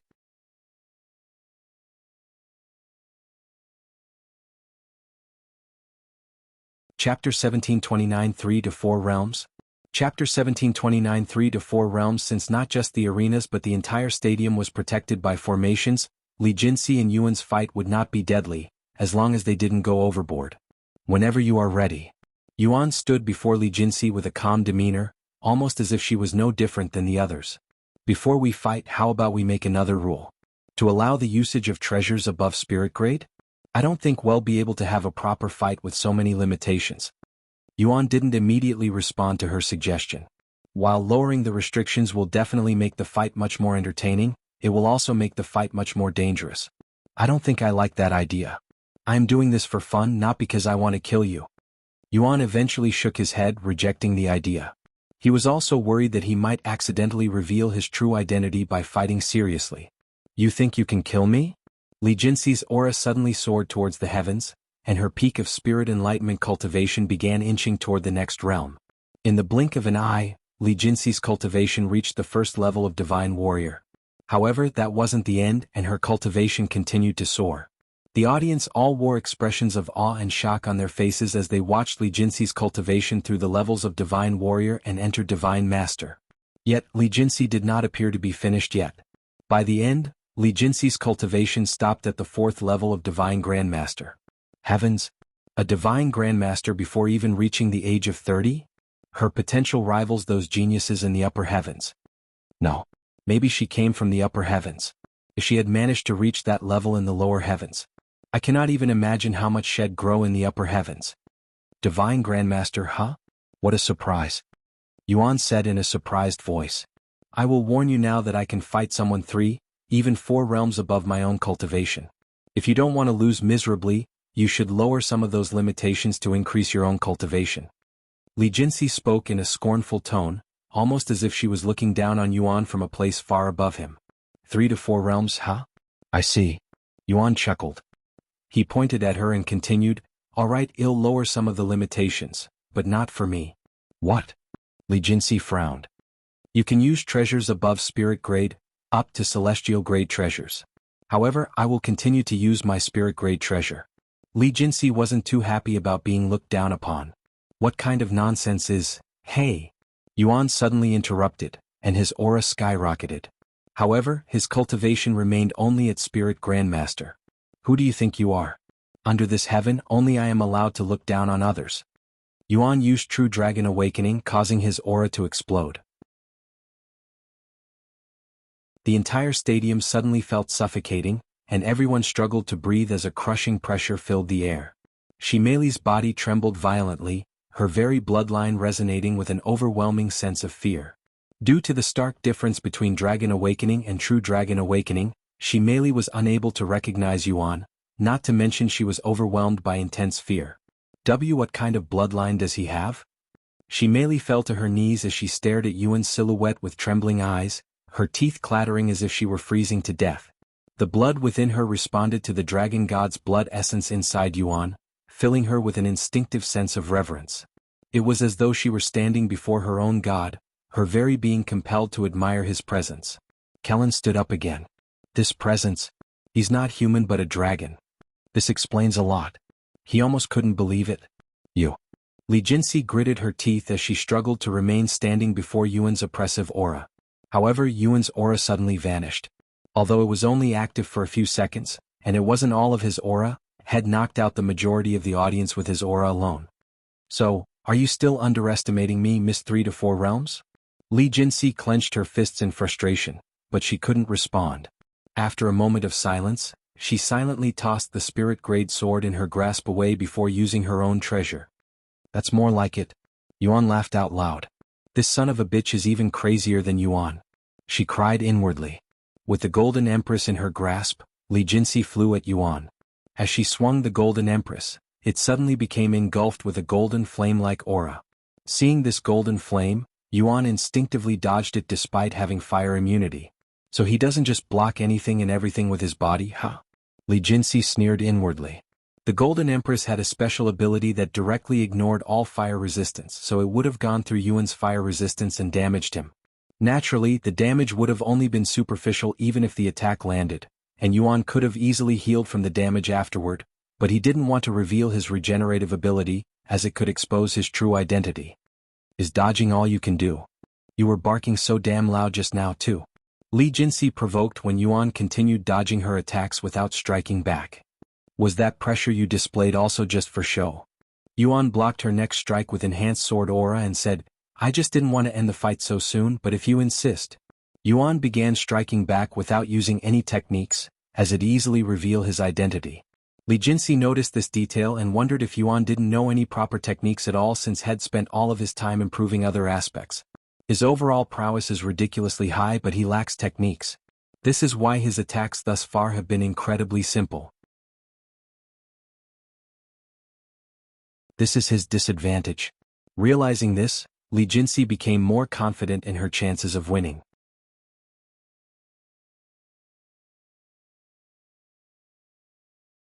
Chapter 1730 Reincarnators. Chapter 1730 Reincarnators. With his true dragon awakening, Yuan was able to withstand Li Jinxi's cultivation at the 4th level of Divine Grandmaster whilst only being a Spirit Grandmaster himself. His chaotic dragon core also assisted him even though he didn't utilize any of his chaotic essence. Li Jinxi's swordsmanship was perfect, but in terms of combat experience she was still far behind Yuan, even if her past experience was taken into account. Li Jinxi was a formidable immortal in her previous life, but Yuan specialized in fighting immortals more than ordinary cultivators. Li Jinxi, having fought many immortals before, could tell that the man before her was as formidable as one, if not even more powerful. There was no opening in Yuan's defense and every time he strikes he leaves her no room to counterattack. Li Jinxi would normally risk attacking him, but knowing that a single mistake could end their match she didn't dare to risk it. After several hundred exchanges, Yuan purposefully gave Li Jinxi the opportunity to attack, but he made sure not to make it too obvious. Li Jinxi saw the chance and took it. Her sword shone brightly as it unleashed one of its unique abilities. Golden Goddess. A golden silhouette suddenly emerged from the Golden Empress, taking the form of a beautiful female avatar who greatly resembled Li Jinxi. This golden avatar was a manifestation of the Golden Empress memories of Jin Shi. This meant that the golden avatar had her fighting experience, techniques and even habits. Its cultivation was even higher than Li Jinxi, being at the peak of Divine Grandmaster. 1 versus 2 huh? Yuan muttered with a slight smile on his face. Once Jin Zai's avatar began fighting alongside Li Jinxi, they were able to push Yuan back by constantly throwing powerful techniques at him. Golden Empress Sword Dance. Li Jinxi began executing a series of swift and powerful sword techniques, each faster and more threatening than the last. Jin Zai's avatar used her own technique at the same time, supporting Li Jinxi from the rear with long-distance sword techniques. Heavens! What a fight! This isn't something you'd expect to witness in the 4th heaven. The audience watched with their mouths agape. Li Jinxi displayed techniques and combat prowess meant for immortals, and Yuan could somehow withstand them while only being at the peak of Spirit Grandmaster. Although that man from the upper heavens is a monster, that beauty is also a monster. Two monsters fighting each other. I cannot imagine what sort of beings they'll become in the future. Their names will definitely spread throughout the 9 heavens. The audience cheered louder and louder as the fight progressed. And this isn't even all he can do. Kelan's body trembled with anticipation as he imagined fighting Yuan at his full prowess. However, he then realized that if Li Jinxi failed to defeat Yuan, he would also lose his own chance to face Yuan in battle. Li Jinxi, you better defeat him or I will not forgive you. Kelan cried out in a desperate voice. As their fight reached its climax, Yuan said to her through voice transmission, "You don't fight like an ordinary genius. Are you, by any chance, a reincarnator?" Wah. Yuan's sudden remarks took Li Jinxi by surprise, causing her to misstep, nearly falling on her face. "Judging by your reaction, I guess ID hit the mark." Yuan continued to tease her. You are also a reincarnator?" Li Jinxi glared at him with a serious frown. "Yes, and if I said that I have reincarnated more than once, would you believe me?" Li Jinxi swallowed nervously. Reincarnated more than once? That's just like Yuan, but it explains his abnormal prowess, she thought inwardly.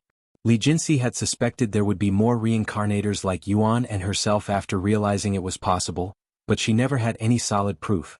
As for Xiao and Liuxiang, they would only speak about their past lives with Yuan, so Li Jinxi was unaware of their background. What happened? Why did they suddenly stop fighting? The spectators were puzzled when the two of them abruptly stopped their match. They appear to be talking with each other through voice transmission. I wonder what they are talking about. Nobody there dared to eavesdrop on their conversation, Kelan included, as it would be incredibly rude and offensive if caught. If Li Jinxi has such a serious expression, it must be a fairly important subject. Kelan wanted to eavesdrop, but he feared it would mess with their chances to recruit him. "What do you know about reincarnations?" Yuan asked Li Jinxi. "Clearly not as much as you," she said. "If you defeat me, I'll tell you. I can keep this up forever, but you are starting to run low on spiritual energy, right? How about unleashing your most powerful technique for your next strike? Otherwise you'd suffer a boring defeat." Li Jinxi could tell that he was telling the truth just by his calm and relaxed composure. Meanwhile, she was sweating bullets and breathing heavily. Summoning Jin's Eye's avatar had exhausted a third of her reserve, and it needed a constant supply of spiritual energy to continue functioning. At this rate, it'll run out of spiritual energy in a few hours and lose by default. Li Jinxi gritted her teeth. "I refuse to lose in such a manner to someone who isn't Yuan." Her eyes burned with determination. Seeing Li Jinxi begin gathering her spiritual energy, Yuan smiled and spoke with enthusiasm, "Don't disappoint me now." A few moments later, Li Jinxi finished gathering every drop of her remaining spiritual energy and unleashed it at Yuan. Golden Empress Absolute Decree. Li Jinxi raised the Golden Empress above her head as it grew until it became even larger than the stadium itself. Heavens! Is she trying to destroy the entire stadium? Emperor Ning cried out loud.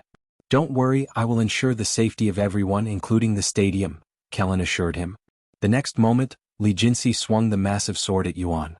As the golden sword began descending, Yuan's eyes flickered with a vicious glint. Sword God's Apex Sword Art. Wait, that's... Li Jinxi's eyes widened after seeing Yuan's unique sword stance, but before she could say anything her vision blanked, followed by a certain notification.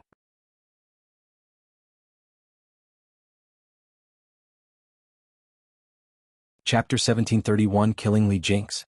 Chapter 1731 Killing Li Jinx. The entire stadium became dead silent after Yuan killed Li Jinxi, most of it due to the system's interference as Li Jinxi was a player. Despite the notification, Yuan didn't budge an inch, almost as if had become a stone statue. However, if one were to look underneath his clothes, one would see his entire body covered in sweat. "I accidentally killed her." Yuan cried inwardly after his mind slowly comprehended the situation. The Sword God's Apex Sword Art was a celestial rank technique, but Yuan figured Li Jinxi would be able to survive it even without the formation. Moreover, had only used a fraction of its power. Yet, the sword technique was much stronger than had anticipated, destroying the formation and killing Li Jinxi instantaneously. He wanted to log off immediately and see if Li Jinxi was okay, but he was unable to do so. After snapping out of his daze, Yuan turned to look at Kelan and hastily shouted, It was an accident. I swear I didn't kill her on purpose. However, Kelan didn't react, almost as if he couldn't hear Yuan's voice, seemingly shocked about something. That sword technique contained the power of the void. He's managed to comprehend the power of the void before reaching the age of 30?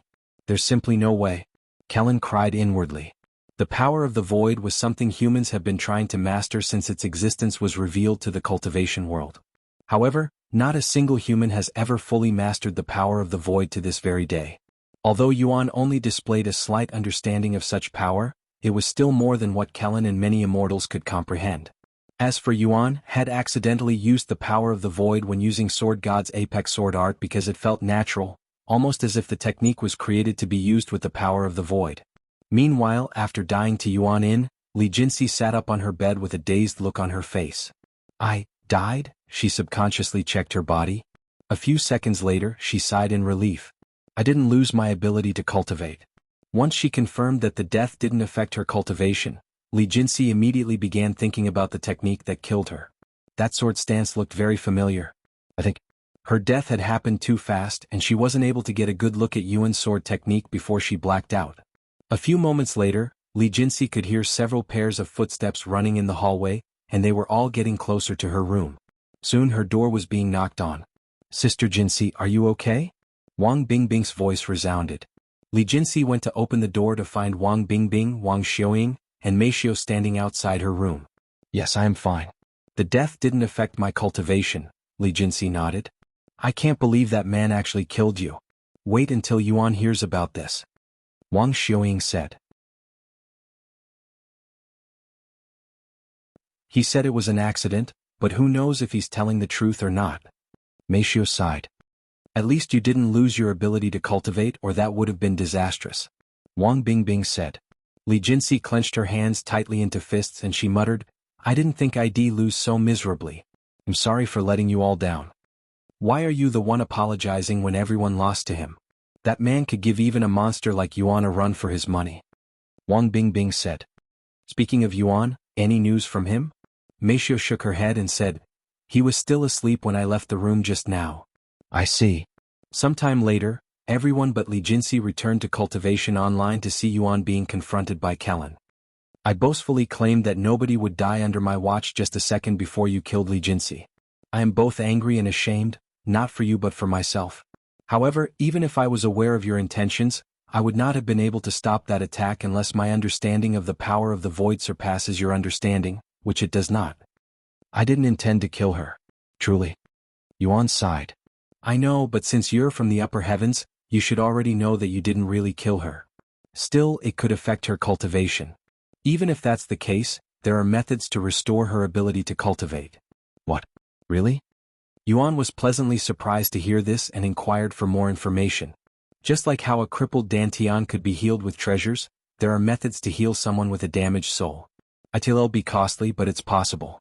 In the case she lost her ability to cultivate due to a damaged soul, we, the Celestial Overlords, have the capability to heal her. I see.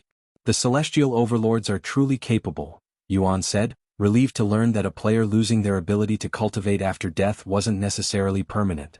By the way, do you belong to a faction? Kelan suddenly asked. Are you trying to recruit me now?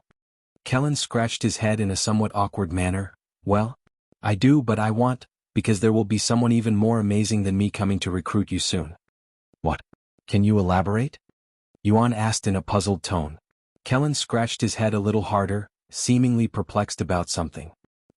Forget it. Since we're already at this point, I might as well tell you now. One of the Celestial Overlords, the highest authority in our faction, will be coming down to personally recruit you soon. What? Yuan muttered in a dazed voice after hearing this. This person, is it Celestial Overlord Su? He couldn't help but ask. No, it's someone else. Why did you mention Celestial Overlord Su? Do you know her? Kelan asked with raised eyebrows. Yuan sighed after realizing the trouble coming their way and said to him through voice transmission, Hey, let's go somewhere private. I need to speak with you. I'll bring the children you brought with you. Huh? Sure. Kelan casually nodded, not thinking much of Yuan's request.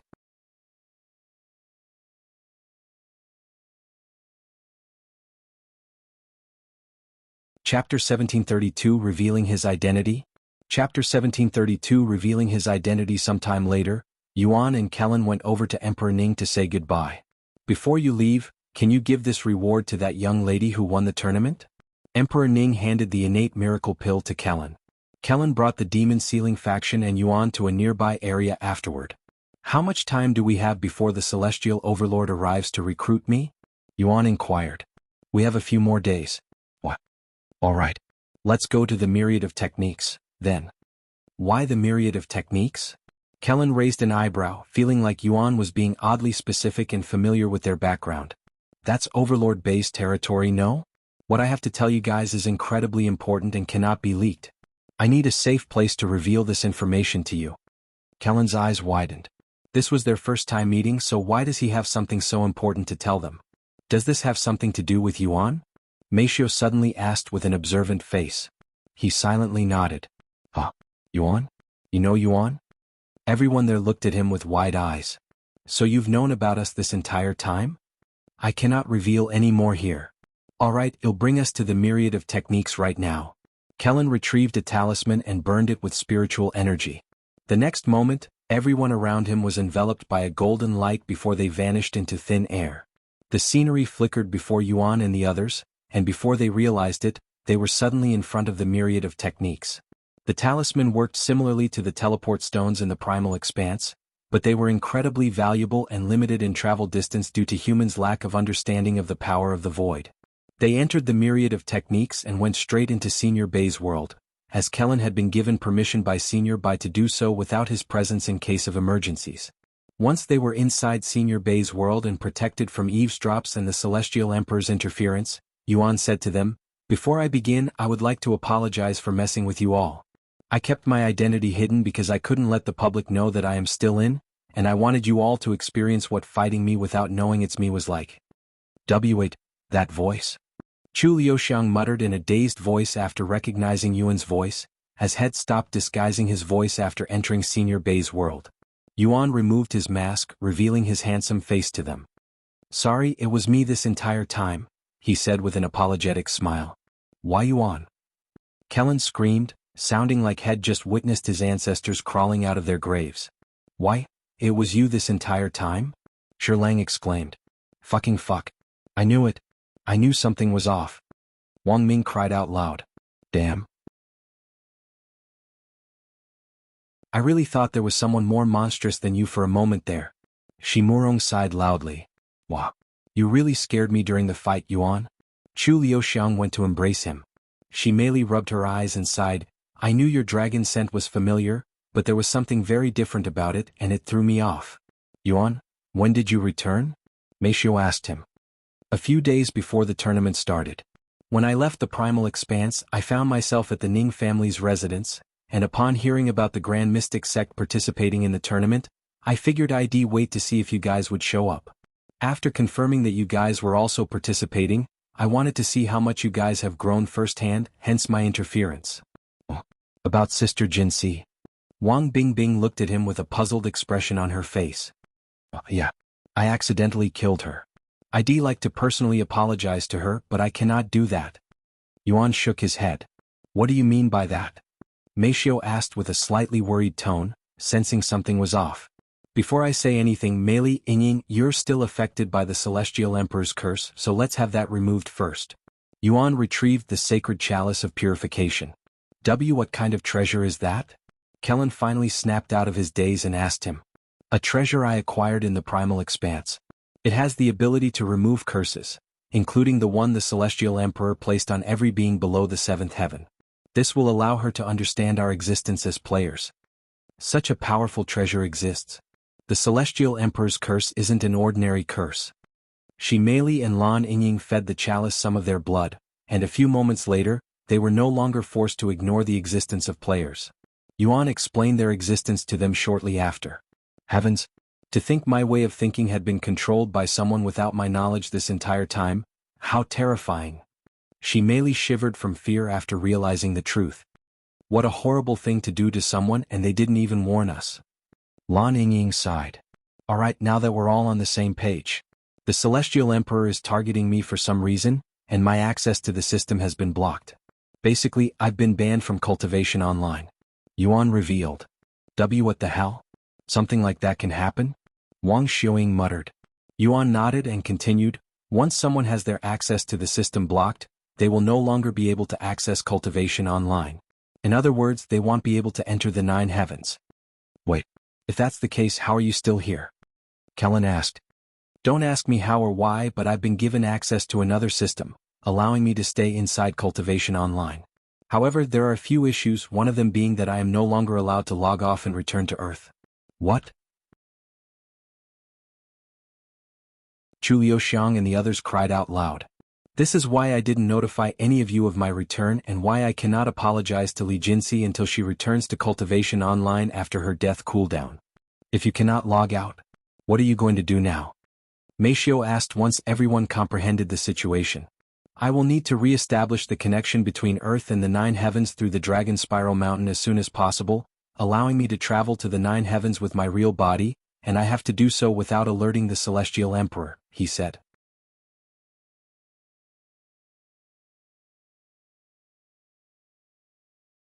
Chapter 1733 Inevitable Involvement. Chapter 1733 Inevitable Involvement. So your destination is the Dragon Spiral Mountain in the 7th heaven, huh? Do you intend on going straight there? Kelan asked after hearing his plans. I'm not sure yet. I am afraid that I might reveal my presence if I ascend normally. Yuan shook his head. When a player successfully ascends to the next realm, there will always be an announcement, and it paves the way for the other players, allowing everyone to ascend. However, if I wait for the other players to ascend for me, it'd take way too long. Kelan then asked, why do you have to evade the Celestial Emperor anyway? Did you do something to offend him? I don't know. Yuan shook his head. In reality, he had an idea why the Celestial Emperor was hunting him, but he didn't want to reveal information about his past lives if he didn't need to.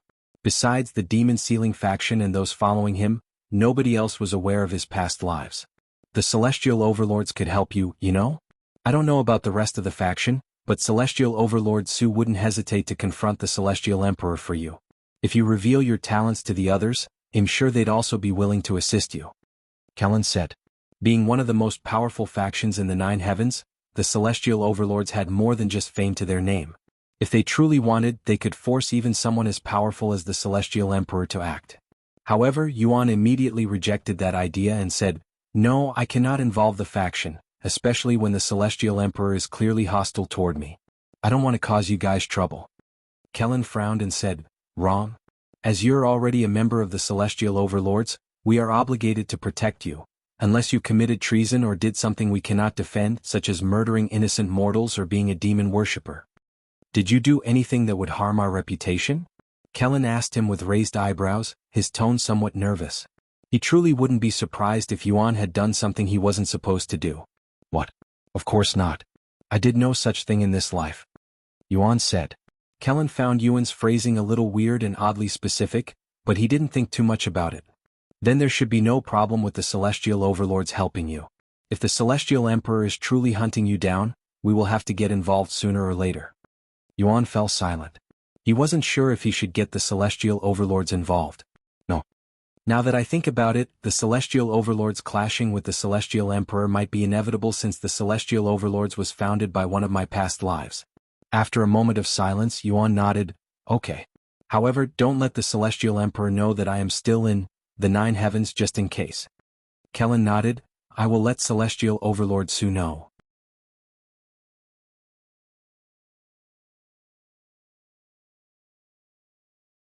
However, it won't be for free. In exchange for my assistance, I want you to spar with me right here and now. Kelan looked at Yuan with an excited smile.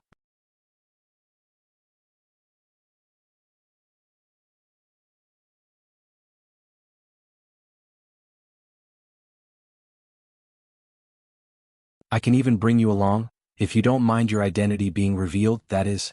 Thanks for the offer, but I should be fine. Where are you going to take us exactly? Liuxiang asked. The 7th heaven. So we won't be able to see each other until Yuan reaches the 7th heaven? I don't know if I like the sound of that. Liuxiang muttered with a perplexed expression on her face. She wouldn't have minded if Yuan could log off as they would still be able to meet on Earth. However, with Yuan unable to log off, they were essentially separated for an unknown period of time. It could be years before we see each other again. Xiao and the others also became dejected after realizing this. It's just a few years. I promise I will try to reach the 7th heaven as soon as possible. Also, it's not like we won't be able to see each other. Look at where we are now. We can still meet in the myriad of techniques since it can be accessed from every realm. Yuan said. Now that you mention it. Liuxiang couldn't believe that she'd forgotten about the myriad of techniques despite being there currently. If we can still see each other here, I guess I won't mind going to the 7th heaven? Yuan nodded with a smile. However, someone there suddenly said, sorry, but I won't be going to the 7th heaven with you guys. Me too. Another voice followed. Everyone there turned to look at the two individuals who had just spoken. It was Lan Yingying and Shimeli. As Yuan's servant, I am obligated to follow him. Lan Yingying said. Shimeli then spoke, I left the ancient dragon city to explore the world with Yuan. Although my prowess has improved significantly during the last 3 years, and I would surely become even stronger if I continued training in the 7th heaven, that is not my priority right now. Thank you for training me, but I will be staying with Yuan. Lan Yingying and Shimeli bowed to Kelan, who nodded with an understanding smile. Since you're both divine beasts, what I can teach you is very limited, and you're probably better off traversing the world with Yuan, he said. Kelan turned to look at the other and said, well, set off to the 7th heaven in a few weeks. You'll leave for a bit to contact Overlord Bai and Celestial Overlord Su now. Kelan disappeared shortly after. Once they were alone, Yuan said to them, by the way, I have one more surprise for you guys. Feng, you can come out now. What? Shimeli's eyes widened after hearing her name. Liuxiang appeared the next moment with a bright smile on her face. It's been a while, everyone. Feng, you're back. Shimeli almost cried tears of happiness after seeing that Liuxiang had managed to survive. Liuxiang noticed Shimeli staring at her and smiled, I'm glad to see that you're also fine. If you find any errors, ads pop up, ads redirect, broken links, non-standard content, etc.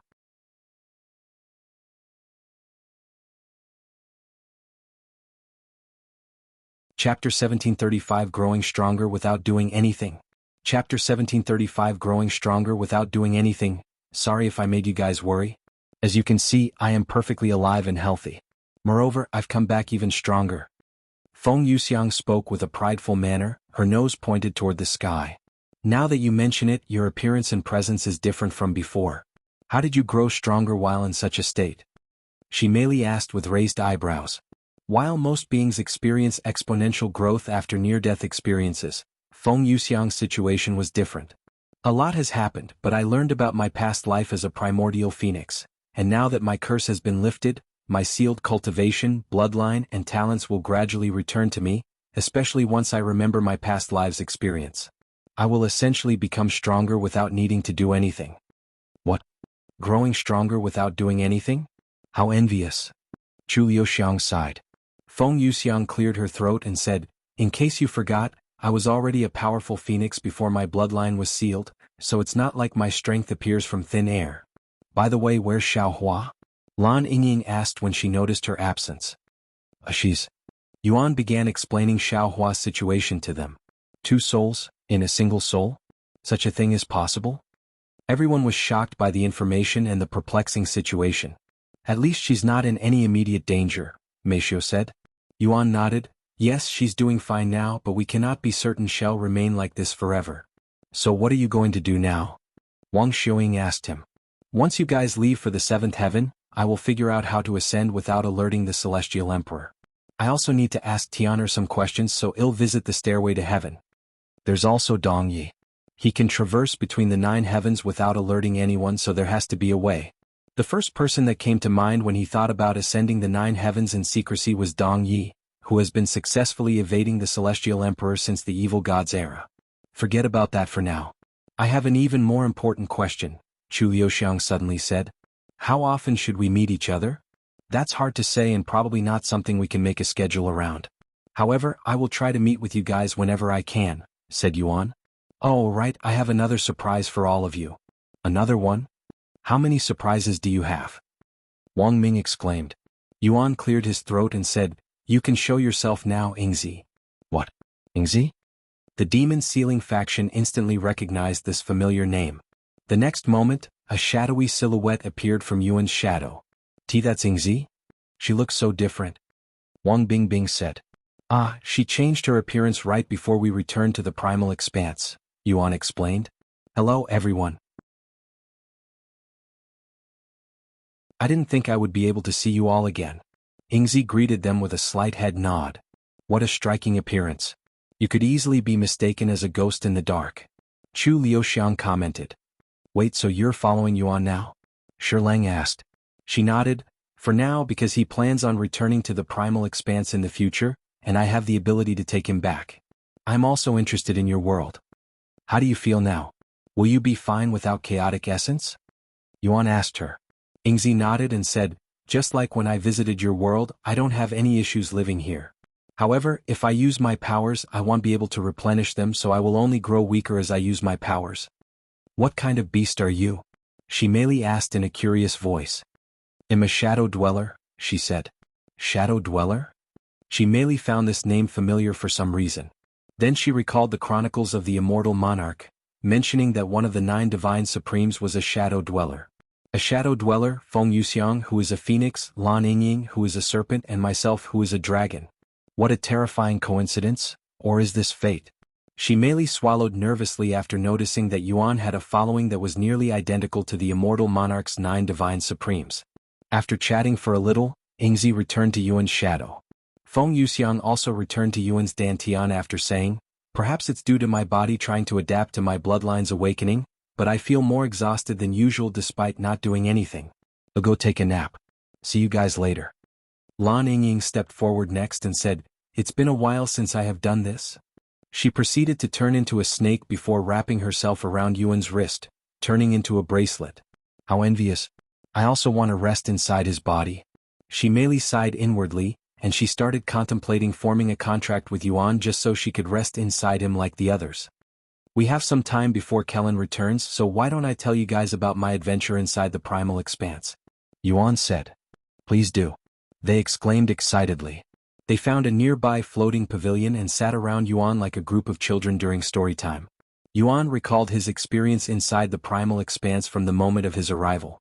Meanwhile, Kelan met with Senior Bai and Su Jiechi inside the Celestial Overlord's headquarters. Since the place was located inside a secluded world within its own dimension, members of the Celestial Overlords were able to access it from anywhere in the 9 heavens. What's going on, Kelan? Why did you summon us? Celestial Overlord Qing should be arriving in the 4th heaven soon. Senior Bai inquired. Kelan scratched his head, looking perplexed as he pondered how he should reveal the news to them. Just spit it out already. Su Jiechi urged him with a slight frown.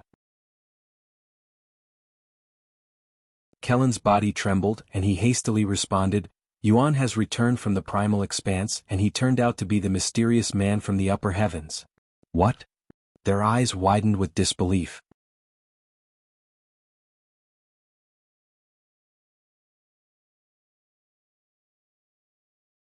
Chapter 1736 Internal Strife. Chapter 1736 Internal Strife. Wait a second. Repeat that and speak slower this time. Senior Bai said, doubting his hearing just now.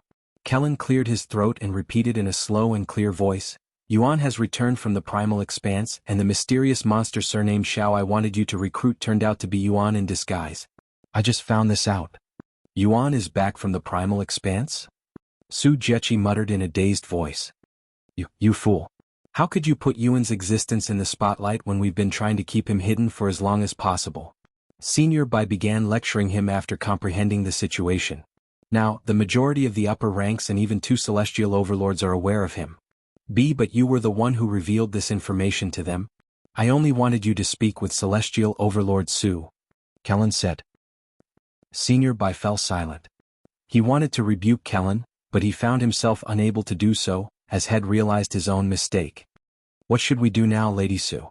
It'll only be a matter of time before the rest of the faction is aware of Yuan's existence. The other groups will definitely try to covet him. Senior Bai looked at Su Jiechi. I think we can still keep his existence hidden. After all, nobody but the 3 of us are aware of the truth. We can just have Yuan continue his disguise for the time being. Kelan said. Su Jiechi nodded, that's a good idea. However, he's still part of our faction, which poses some risks and problems.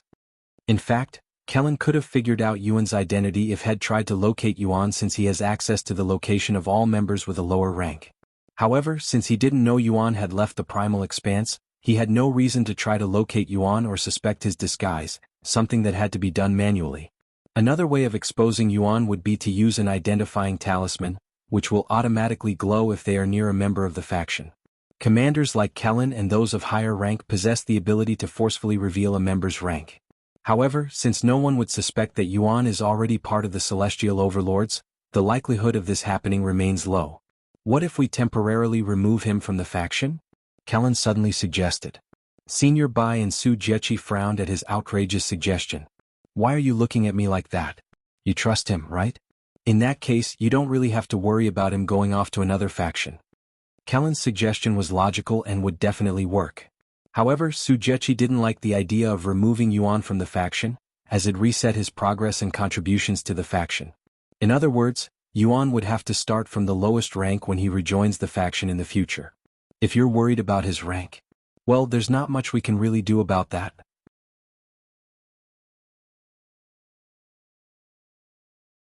However, it's probably still better than exposing his existence to the faction, which will definitely stir the already unstable hornet's nest.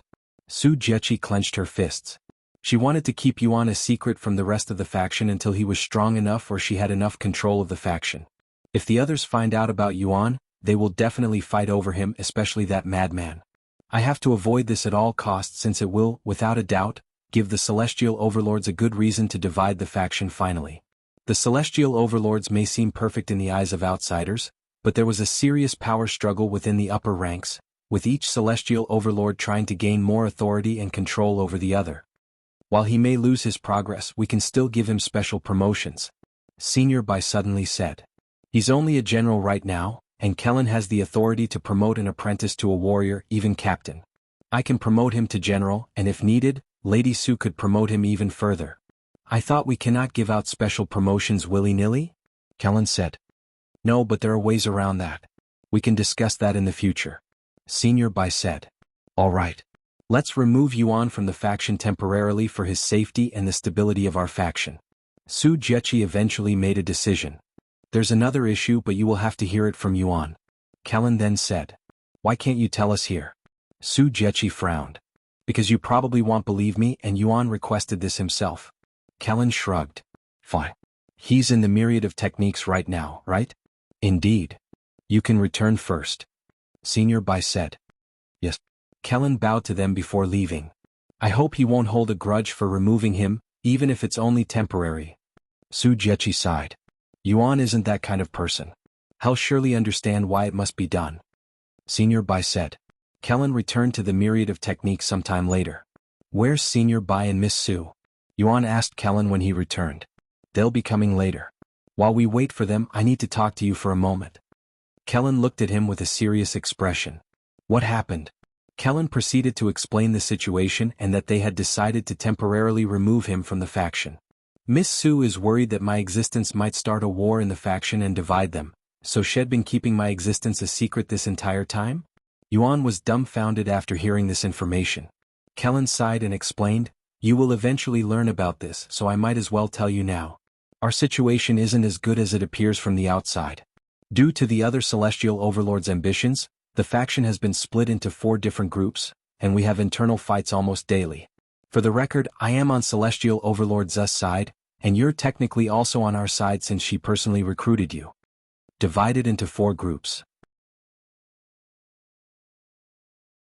Internal fights? Ambitions? What the hell is happening to my faction? Yuan muttered in a dazed voice. Your faction? Kelan raised an eyebrow at his weird phrasing.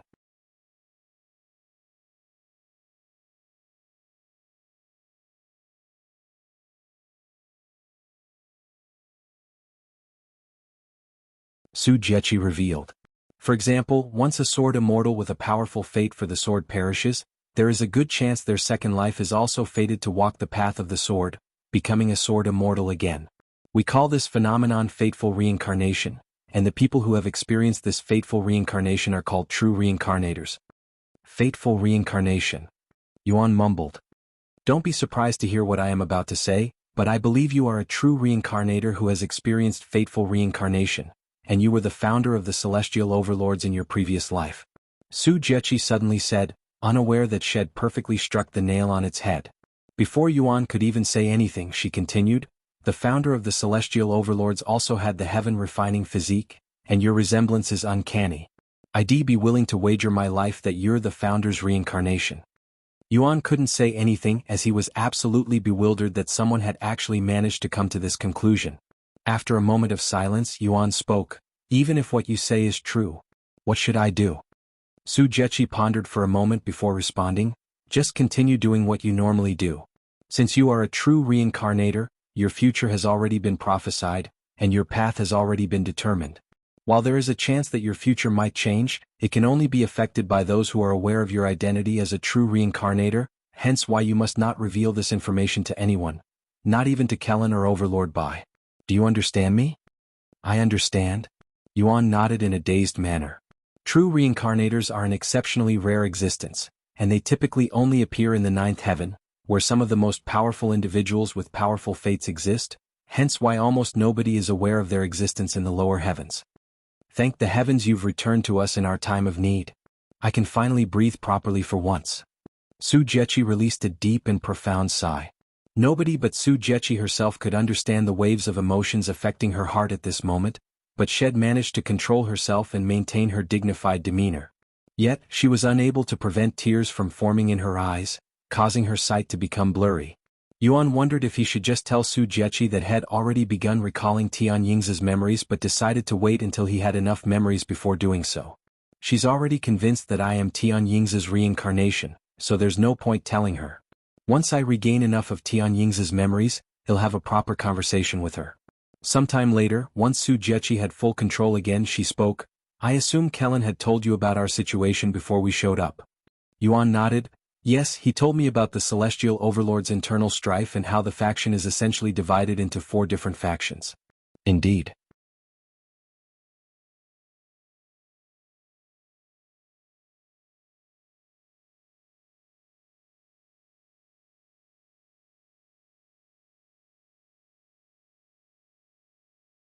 Su Jiechi wondered inwardly. Did the Celestial Emperor have something to do with Father's disappearance? Death? If you speak to the Celestial Emperor, he would realize that I am still in the 9 heavens, and there is also the possibility that he has people in the Celestial Overlords working for him, Yuan said. If you put it like that, I agree we shouldn't let the Celestial Emperor know. But will you be fine? He nodded with a calm smile, I will be fine. I just need to reach the 7th heaven without alerting the Celestial Emperor. In any case, the Celestial Overlord situation isn't good, so you should avoid confronting the Celestial Emperor for the time being. Alright, I will try my best to not affect your fate since I am no aware of your fateful reincarnation, but if I sense that you are in danger, I will act, regardless of our opponent's identity or the costs. Su Jiechi said with a stern look on her face. Thank you. Yuan nodded with a warm smile. By the way, how should I deal with the Celestial Overlord coming to recruit me? Do as you wish, but try to refuse without offending her. While she may belong to a different group, her group and my group are quite friendly toward each other, unlike the other 2 Celestial Overlords. Su Jiechi explained. If possible, I would like to get her on our side, which will help us in taking care of the rats. Yuan nodded, I understand. I will try my best. Su Jiechi suddenly lunged forward and embraced Yuan, pressing her soft breasts against his chest. They were so close that Yuan could feel her heartbeat. Miss Su. Call me Jiechi when we are alone, she said firmly, her tone leaving no room for refusal. All right, Jiechi. Yuan returned her embrace. He could feel her body trembling slightly at his touch. After remaining in that position for several moments, Su Jiechi released him and deactivated the formations. You guys can come back, she said out loud. Kelan and Senior Bai instantly appeared before them. I have temporarily removed Yuan from the faction so nobody in the faction, excluding the 3 of us, knows of his relationship with us. I shouldn't need to say this, but if this information is leaked. Su Jiechi glared at Kelan as a warning to him. While she didn't think Kelan would betray them, she knew he had a big mouth and would occasionally say things he shouldn't or didn't mean to. Don't worry, Celestial Overlord Su. You can rest assured that I won't utter about Yuan to anyone. I am really sorry things have escalated to this point, Yuan. I know you don't blame us, but I still want to offer my sincere apology. Senior Bai said to him. We will definitely help you regain your rank once you return. Yuan chuckled and joked, my rank will mean nothing if the faction goes to shit because of me. What are you going to do now that you're back in the 9 heavens? Senior Bai then asked. I will ascend, he responded with determination.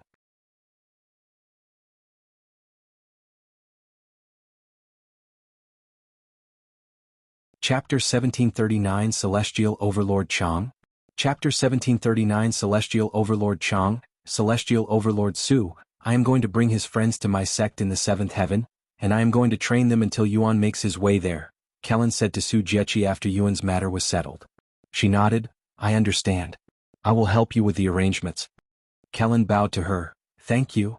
With someone powerful like Su Jiechi helping him, their process would speed up greatly. You will have about a week left with them, Kelan said to Yuan afterward. Senior Bai made a gesture with his hands. Moments later, a floating island with a large house approached them from a distance at the speed of sound, stopping right before them. You can use this place as you wish until then, he said. Thank you. Yuan nodded. Upon closer inspection, there was a beautiful still pond and even a training ground on the island. Then I will leave now to deal with your friends' matters. Don't forget about what we talked about. Su Jiechi said to Yuan. He nodded, I want. Once Su Jiechi and the others left, the Demon Sealing faction gathered on the island. There each member recalled their training experience with Kelan. Li Jinxi appeared at the myriad of techniques once her death cooldown ended. You're really cruel, you know that? Li Jinxi greeted Yuan with a frown on her face. Li Jinxi had been told of Yuan's situation by Meishio earlier. When she first learned that the man from the upper heavens shed lost to was actually Yuan, she didn't know whether to laugh or cry. I am truly sorry for killing you. It was an accident. Yuan apologized to her with a sincere bow. Li Jinxi sighed, I know, but that also means I was below your expectations, right? Li Jinxi clenched her fist in anger. The thing that frustrated her the most wasn't her defeat but realizing that despite all of her hard work, she was still miles behind Yuan, and there was a good chance the gap between them had even widened. And to think I thought that I was actually catching up. How laughable, she sighed inwardly, feeling dejected. Seeing her expression, Yuan smiled and said, You have surpassed my expectations in terms of growth, and you will become stronger at an even faster rate once you train in the upper heavens, where the resources are much more abundant. Let's postpone our real match with each other until then. Li Jinxi nodded with a resolute face. A few days later, Kelan returned to the myriad of techniques and said to Yuan, Celestial Overlord Qing will arrive in the 4th heaven in a few hours. I have prepared a place for the two of you. All right, take me there. Yuan retrieved his mask and wore it before leaving the myriad of techniques with Kelan. Sometime later, as they arrived at their destination, Yuan raised an eyebrow at the unexpected location. This is a wine restaurant? Yuan muttered as he saw the store. Celestial Overlord Qing is a wine enthusiast.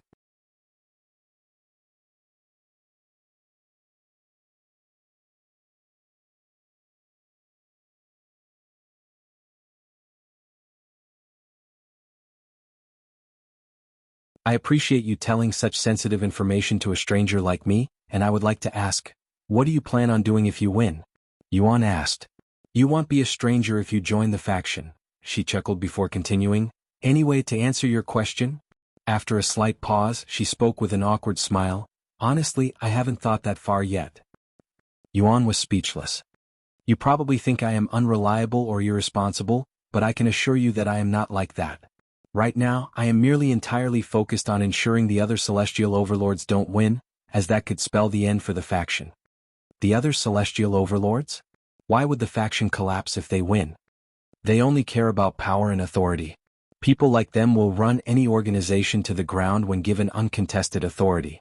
I joined the Celestial Overlords because they saved my life in the past, and I will do anything to protect the faction. Is that so? Are the other Celestial Overlords that bad? I never knew. Yuan went along with her to see if she was telling the truth or just wanted his assistance. Besides Celestial Overlord Su, the other two are definitely bad apples. One is hungry for power and the other is desperate for authority. As for Celestial Overlord Su, I don't know about her. She's a very distant and cold individual. She won't speak unless necessary. However, that doesn't necessarily mean she's a bad person. I don't get a bad vibe from her. Perhaps that's why I don't dislike her. Qiyuan appeared sincere when discussing her feelings for the celestial overlords, and her perspective on Su Jieqi aligned perfectly with what Su Jieqi herself had mentioned. Realizing this, Yuan's initial decision to reject her invitation suddenly began to change. If I join her group, I will not only be able to determine whether her feelings are real or fake, but I can even make moves within the celestial overlords without affecting Su Jieqi and her faction. Moreover, if Qiyuan turns out to be genuinely concerned for the faction, I can bring her to our side. Yuan decided to accept Qiyuan's invitation, but he didn't hastily accept it just yet. I understand the celestial overlord situation as well as Senior Qiang's goals, but what can I do to help? He asked. Well, you just need to focus on growing stronger for now since you are still too weak to do anything. If you need help, I, as well as those from my group, will do everything in our power to assist you. After all, it's been a very long time since we've had someone as talented as you join us, and whenever someone highly talented joins, it's typically Celestial Overlord Su who recruited them. Qiyuan sighed towards the end. All right. Can you give me a few days to contact my family before I give you an answer? Yuan said. Of course. Take as much time as you need. Qiyuan's face brightened after hearing his positive response.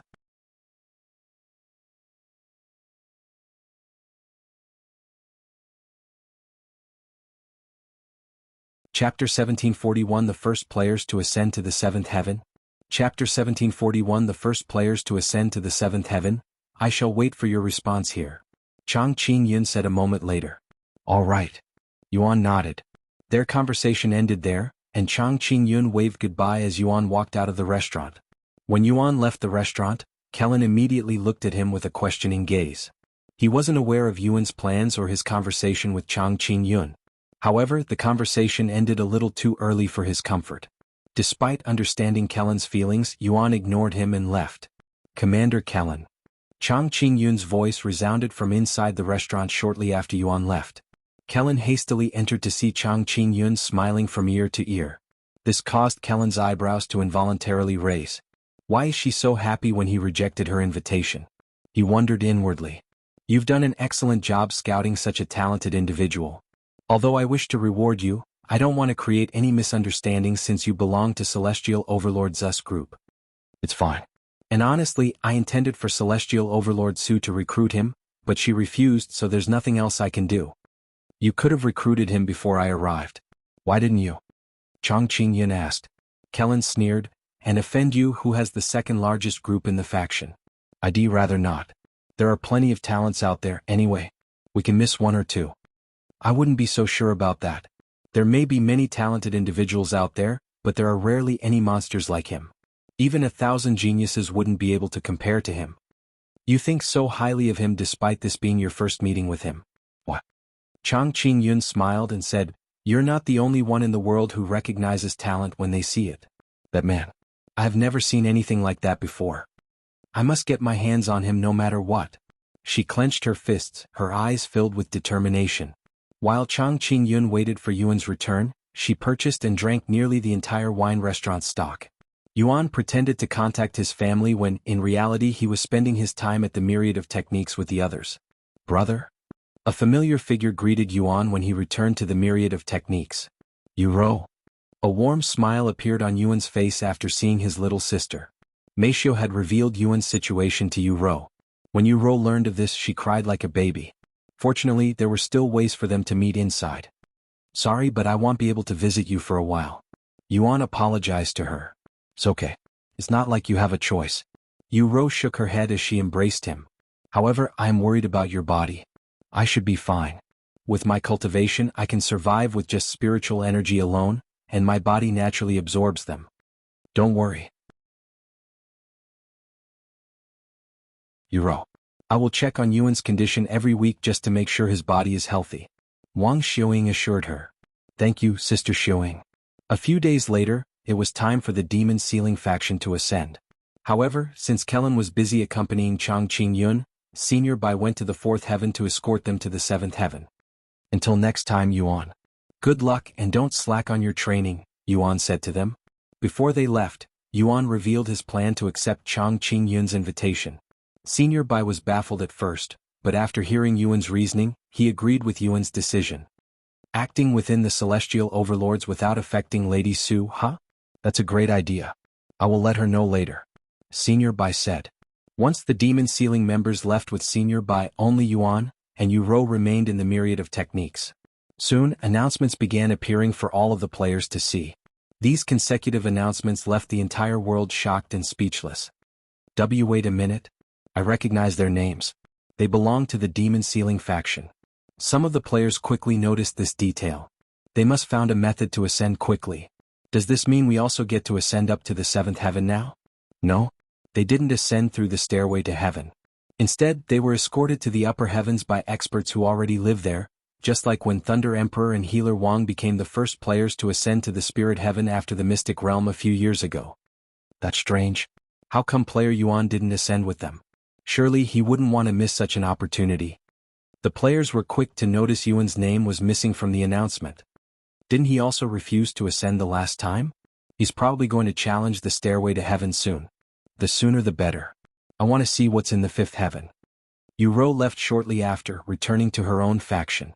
As for Yuan, he made his way back to Kelan and Qiyuan. Wow, what a smell. Even before Yuan stepped into the restaurant, a strong aroma of wine filled the air, assaulting his nose and eyes. Welcome back. Have you spoken with your family? Qiyuan placed the bottle of wine in her hand on the table and gestured for him to sit down. Yuan nodded and responded, yes, and they have given me permission to join the celestial overlords.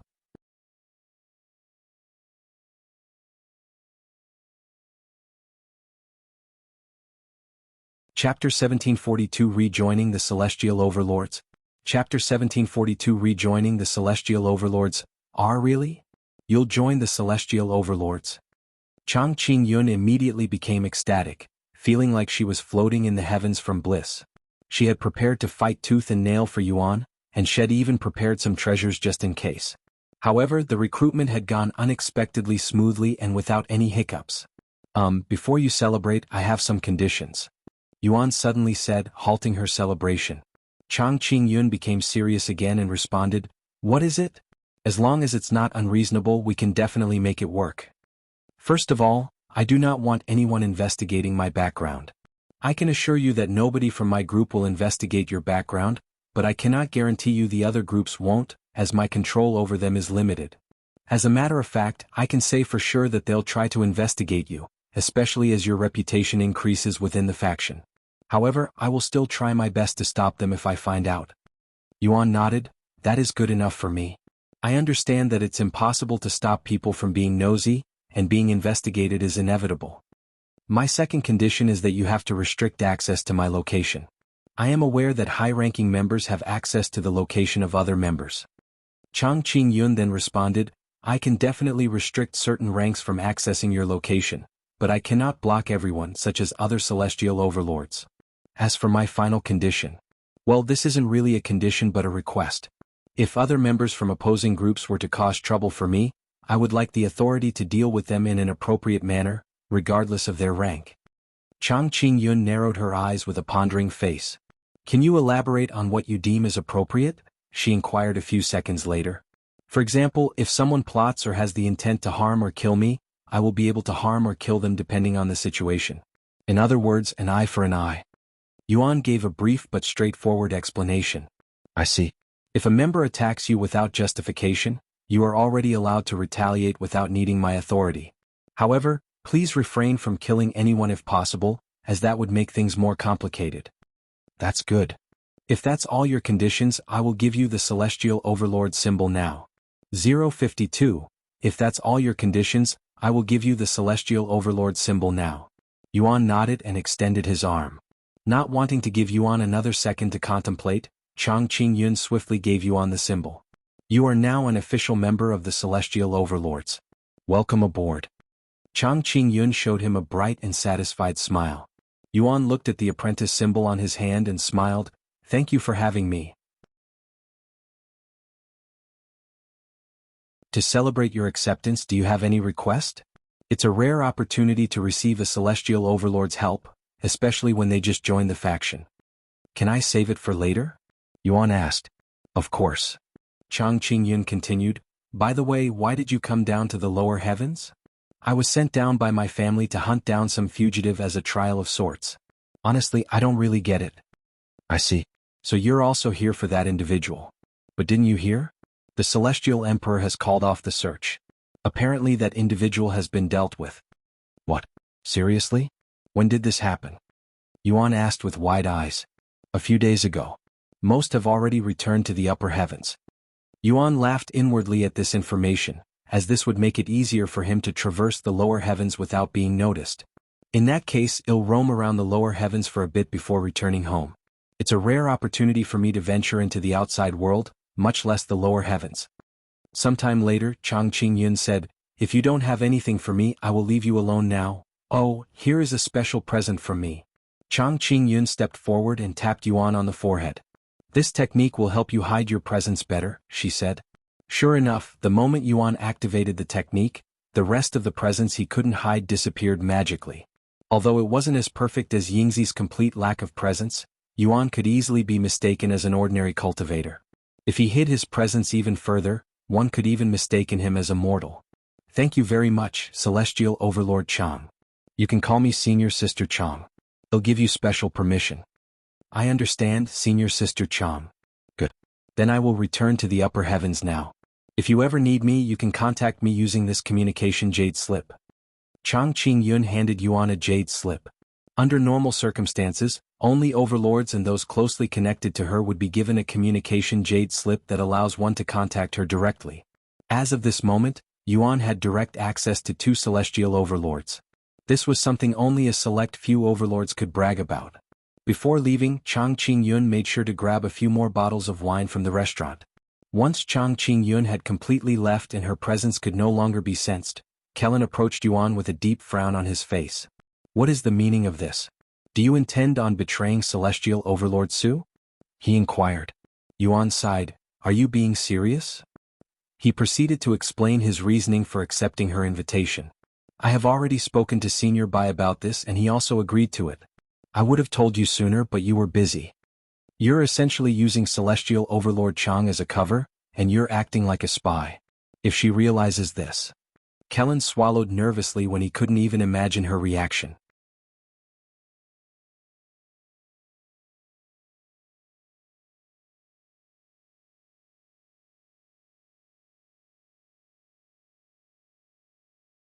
Chapter 1743-9 Random Players. Chapter 1743-9 Random Players. Anyway, now that your friends have ascended and your situation with Celestial Overlord Qiang is over, it's time for me to leave as well. Don't forget your promise. Kelan said as he stared at Yuan. "What promise?" Yuan teased. "Our fight.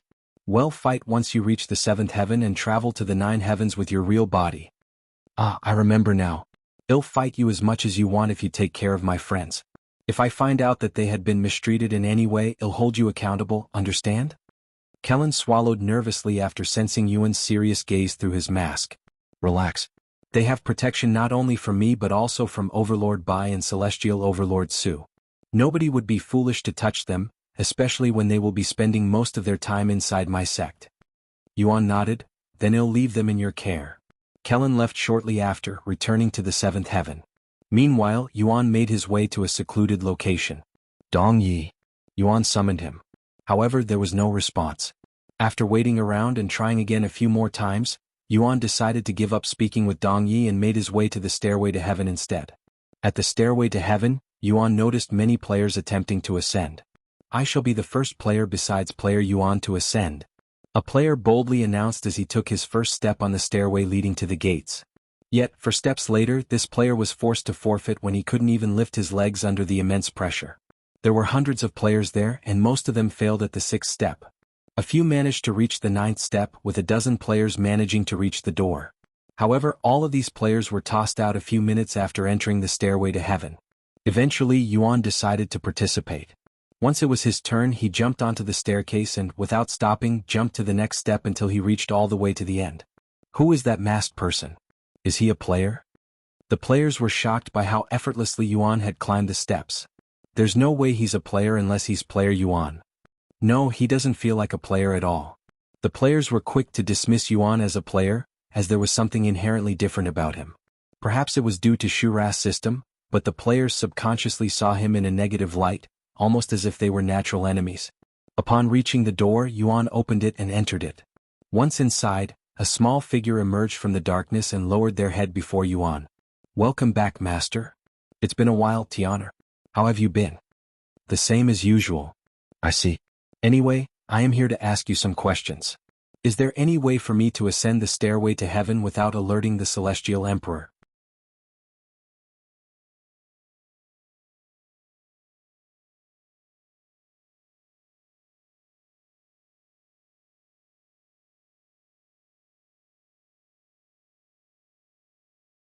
Yuan nodded. "Thanks. That's all I needed to know. We can begin the trial. Make sure to prevent those players in the spectators' room from seeing my trials." "As you wish, Master." Tian disappeared into the void shortly later, and a staircase appeared before Yuan. Meanwhile, inside the spectators' room, the players were puzzled by their situation. Where are we? What happened to that NPC who promised to carry us?" Due to the inherent difficulty of the trials, very few players even attempted to carry others through the stairway to heaven, as doing so only increased the challenge. Those who did try never reached the door, much less enter the stairway to heaven. In other words, aside from those previously carried by Yuan, no players were aware of the existence of the spectators' room. Did we get fooled by that NPC? What if we're trapped in here forever? One of the players made this assumption, his face filled with fear. What?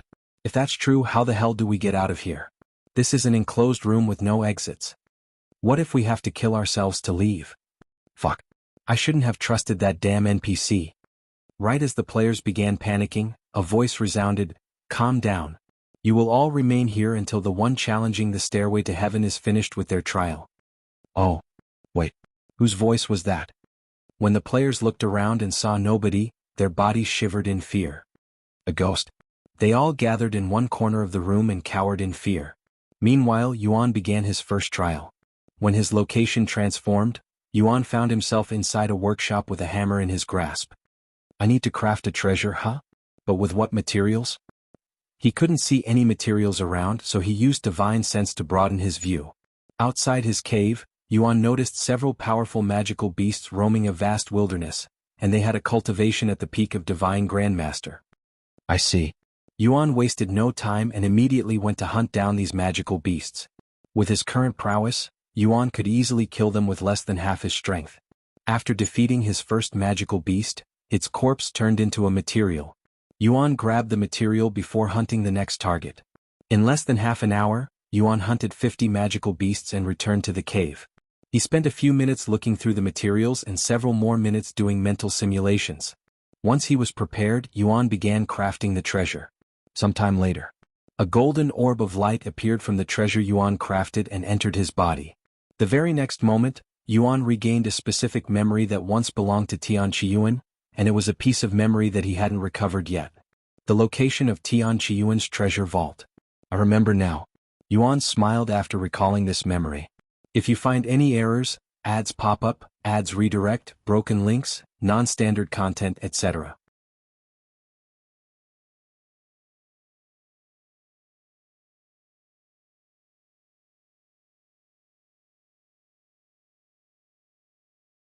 Inside, the occupants began trembling even more at the sound of his knock, as if death itself were waiting outside their door. After trying a few more buildings without new results, Yuan decided to become more forceful. This may be an illusion, but it still feels bad to do this. Yuan sighed inwardly as he kicked down the doors. "Sorry to bother you, but I need... Please, don't kill me. I have a sick mother who needs to be taken care of. She'd die without me." A young boy shouted after realizing an intruder had entered their home. Yuan looked at this young boy with raised eyebrows and said, "Relax, kid. I'm not here to claim your life." "Really?" The boy slowly turned to look at him with a fearful expression. "Yes. What would I gain from killing you?" "Okay, I'll believe you. Then, can you tell me why everyone is hiding inside their home? I'm not from around here." The boy trembled just thinking about it. After a moment of silence, he finally spoke with great difficulty. The Phantom Assassin, Silent Reaper, has declared that he will take the life of our Lord, and anyone who dares to stand in his way will be killed as well." "Phantom Assassin? I have never heard of him." Yuan shook his head. "What? There's no way. The Phantom Assassin is renowned throughout the 9 heavens. You should have heard of him no matter where you're from." The boy exclaimed, his voice filled with disbelief. I've come from a really far away place and I lived most of my life in seclusion, so I am not privy to such information. Yuan shrugged. After a moment of silence, the boy explained, the Phantom Assassin is both a judge and an executioner. Once he sentences someone to death, nobody could stop him, not even the Celestial Emperor. I see. Then why did this Phantom Assassin sentence the Lord of this city to death? I'm not too sure. They say the Phantom Assassin only executes those who deserve it, but who really knows? The boy sighed. Anyway, big brother, you should leave this place as soon as possible. It'd be disastrous if you encounter the Phantom Assassin and he mistakes you as an enemy. Yuan scrambled his hair and teased, are you sure you have the luxury to worry about me? You were just shivering in a corner not too long ago. That's. The boy began blushing. Alright, I'll stop bothering you now. And don't worry. The Phantom Assassin won't target you if you don't block his path. After saying goodbye to the boy, Yuan left the house and turned to look at the pagoda in the distance. Phantom Assassin, huh? What a nickname. Yuan chuckled as he stomped the ground, shooting himself off the ground and soaring toward the pagoda. Bang. Yuan flew directly to the top floor, smashing through the wall as he entered the pagoda. Inside, a fat, middle-aged man stood surrounded by a dozen guards, their expressions filled with shock and terror. Why, you must be the Phantom Assassin. Why are you trying to kill me? What did I do wrong?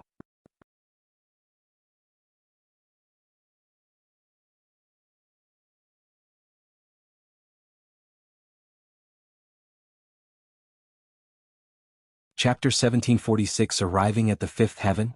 Chapter 1746 Arriving at the Fifth Heaven. As the scenery shifted, Yuan found himself standing under a clear blue sky on a vast, empty, circular platform that resembled a stage. The area was expansive and open, with no obstacles in sight, as if it were designed specifically for a performance or a duel. A red-skinned figure materialized several hundred meters away from Yuan. With a height of at least 9 feet, the figure had 6 black horns atop its head and 4 muscular arms, each gripping a weapon seemingly forged from solidified blood. Its presence radiated a fierce, ominous energy that would terrify even immortals.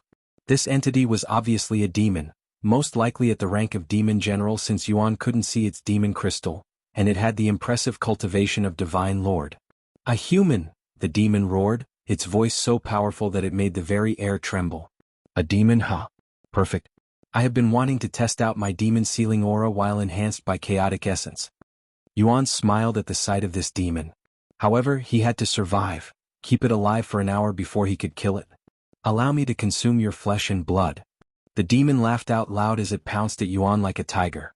Yuan didn't even bother moving and stood in place as the demon began slashing at him with its weapons. Are you so terrified that you cannot even move? Pathetic. The demon mocked with a devious smile, but its expression abruptly stiffened when it realized it could not scratch Yuan's skin, let alone damage him. We've got an hour, so do your best, Yuan said as he lay on the ground and closed his eyes to sleep. Although its skin was already red, the demon's face seemed to flush an even deeper shade as it erupted in fury, its eyes blazing with rage. The demon proceeded to throw its weapons away and bombarded Yuan with techniques instead.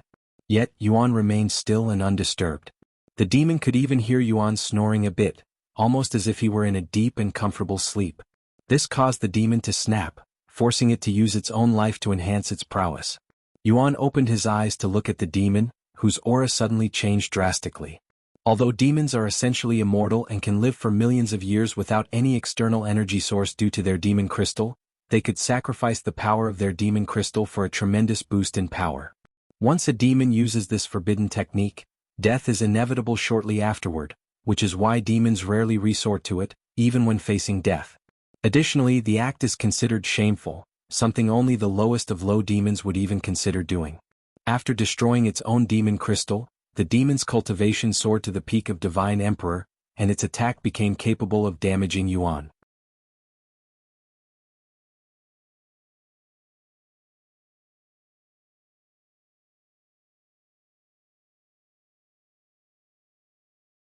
Chapter 1747 Second Ancient Seal. Chapter 1747 Second Ancient Seal. I was carried to the fifth heaven by an NPC. We somehow reached the fifth heaven? 9 players were carried to the fifth heaven by a mysterious NPC. Such titles quickly reached the first page of the biggest forum on all things related, shocking the players who saw them. I didn't know we could use NPCs in such a fashion. How can we be certain that individual was an NPC and not a player? If it had been a player, the fifth heaven would have been accessible to the rest of the player base once cleared. Given how difficult the trials are, there's no way a player could have carried 9 people through the stairway to heaven. Player Yuan might have the capability to do so.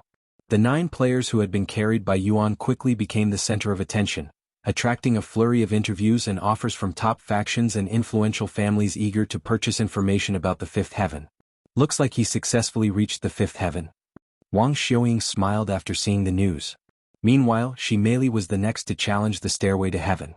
After training with Kelan for 3 years, she increased her cultivation to the peak of Divine Warrior, allowing her to breeze through the stairway to heaven. Defeat 100 opponents. A nonchalant voice resounded as Shimeli entered her final trial. Soon, 100 peak spirit enlightenment cultivators appeared to hunt her together. Is this what it felt like being hunted by humans back in the day? Shimeli wondered inwardly as she swiftly defeated the cultivators one by one. After defeating all 100 cultivators, Shimeli passed the trial and ascended to the fifth heaven. Congratulations. Yuan appeared before her with a smile on his face shortly after she entered the fifth heaven. It was really fun and not too difficult, she said with a prideful look on her face. In that case, I assume you'll also want to climb to the other realms by yourself. Shimeli nodded. Yes, it's a great method of training. They proceeded to wait for Lan Yingying. Defeat your opponent within 30 minutes. Lan Yingying had to face an opponent at the peak of spirit enlightenment while being at the same cultivation herself. Not even 5 minutes later, Lan Yingying proceeded to the second trial. Survive for 15 minutes. The sky started raining down swords a moment later. Sometime later, Lan Yingying also passed all of her trials and entered the fifth heaven. Shimeli and Yuan appeared to congratulate her shortly afterward. My trials were quite simple when compared to your trials. My expectations were affected by your experience. Lan Yingying said to Yuan. Unlike Yuan, who receives detailed and unique trials, everyone else faces straightforward tests that primarily assess their combat prowess and other skills relevant to the cultivation world. What are your plans now? Shimeli asked. Straight to the sixth heaven? We can give it a try. Yuan nodded. However, just as Yuan made this decision, he noticed a shift in the space around them. Dong Yi? Yuan muttered. Oh, you actually noticed me? Dong Yi appeared the next moment with a surprised expression on his face. After acquiring an understanding of the power of the void, Yuan could instinctively sense someone using it around him, and Dong Yi just happened to be an expert in the power of the void. Is this how you get around without people noticing you? Because of the power of the void? Yuan inquired. He nodded. Yes, and not to brag, but not many can match my understanding of the power of the void in the 9 heavens. Is that so? Anyway, did something happen? I tried calling you before, but you didn't respond. Now you appear out of nowhere. Yuan then asked. Dong Yi rubbed his eyes and sighed. Let's just say that the Celestial Emperor has increased his efforts to find me. I think something has happened, but I am not sure of the details just yet. Hearing this, Yuan revealed, it might have something to do with me. The Celestial Emperor is now aware of my identity. What? How did that happen? Are you aware of the system used by the players? Dong Yi nodded. I am aware of its existence and abilities to some extent. Good, then you should grasp the situation easily. Yuan proceeded to explain his situation, about how the Celestial Emperor removed his access to cultivation online to prevent him from entering the 9 heavens. I see. In that case, we should also begin our arrangements. Dong Yi muttered in a low voice after learning of the situation. What arrangements? Yuan asked. It's something prepared by your incarnations. I won't go into specifics since it might affect your fate. Yuan had never fully understood Dong Yi's reluctance to share details about his past lives, despite his loyalty and the fact that it had been a direct order from his incarnations. However, after learning about fateful reincarnations from Su Jechi, everything finally made sense. Knowing Yuan's identity as a true reincarnator, Dong Yi had to be exceptionally cautious with the information and assistance he provided so that he would not interfere with Yuan's fate in unintended ways. Because of that, I will have to leave for a bit, so I won't be able to watch over your friends for the time being. Dong Yi continued. Yuan nodded and said, Don't worry, my friends are currently training with someone trustworthy in the 7th heaven. But there will be someone to assist you while I am away. They were handpicked by me after a rigorous screening, said Dong Yi. Are they aware of my identity? Yuan asked. They are aware of your identity as the evil god's reincarnation, but that's the extent of their knowledge. Don't worry. They're very reliable and trustworthy. He'll take your word for it. Yuan nodded. One more thing before I leave. I have found the identity of the second ancient seal holder. They are currently in the fifth heaven, and he is the Dragon King of the Shen family. Dragon King of the Shen family? Yuan raised an eyebrow after hearing this familiar name.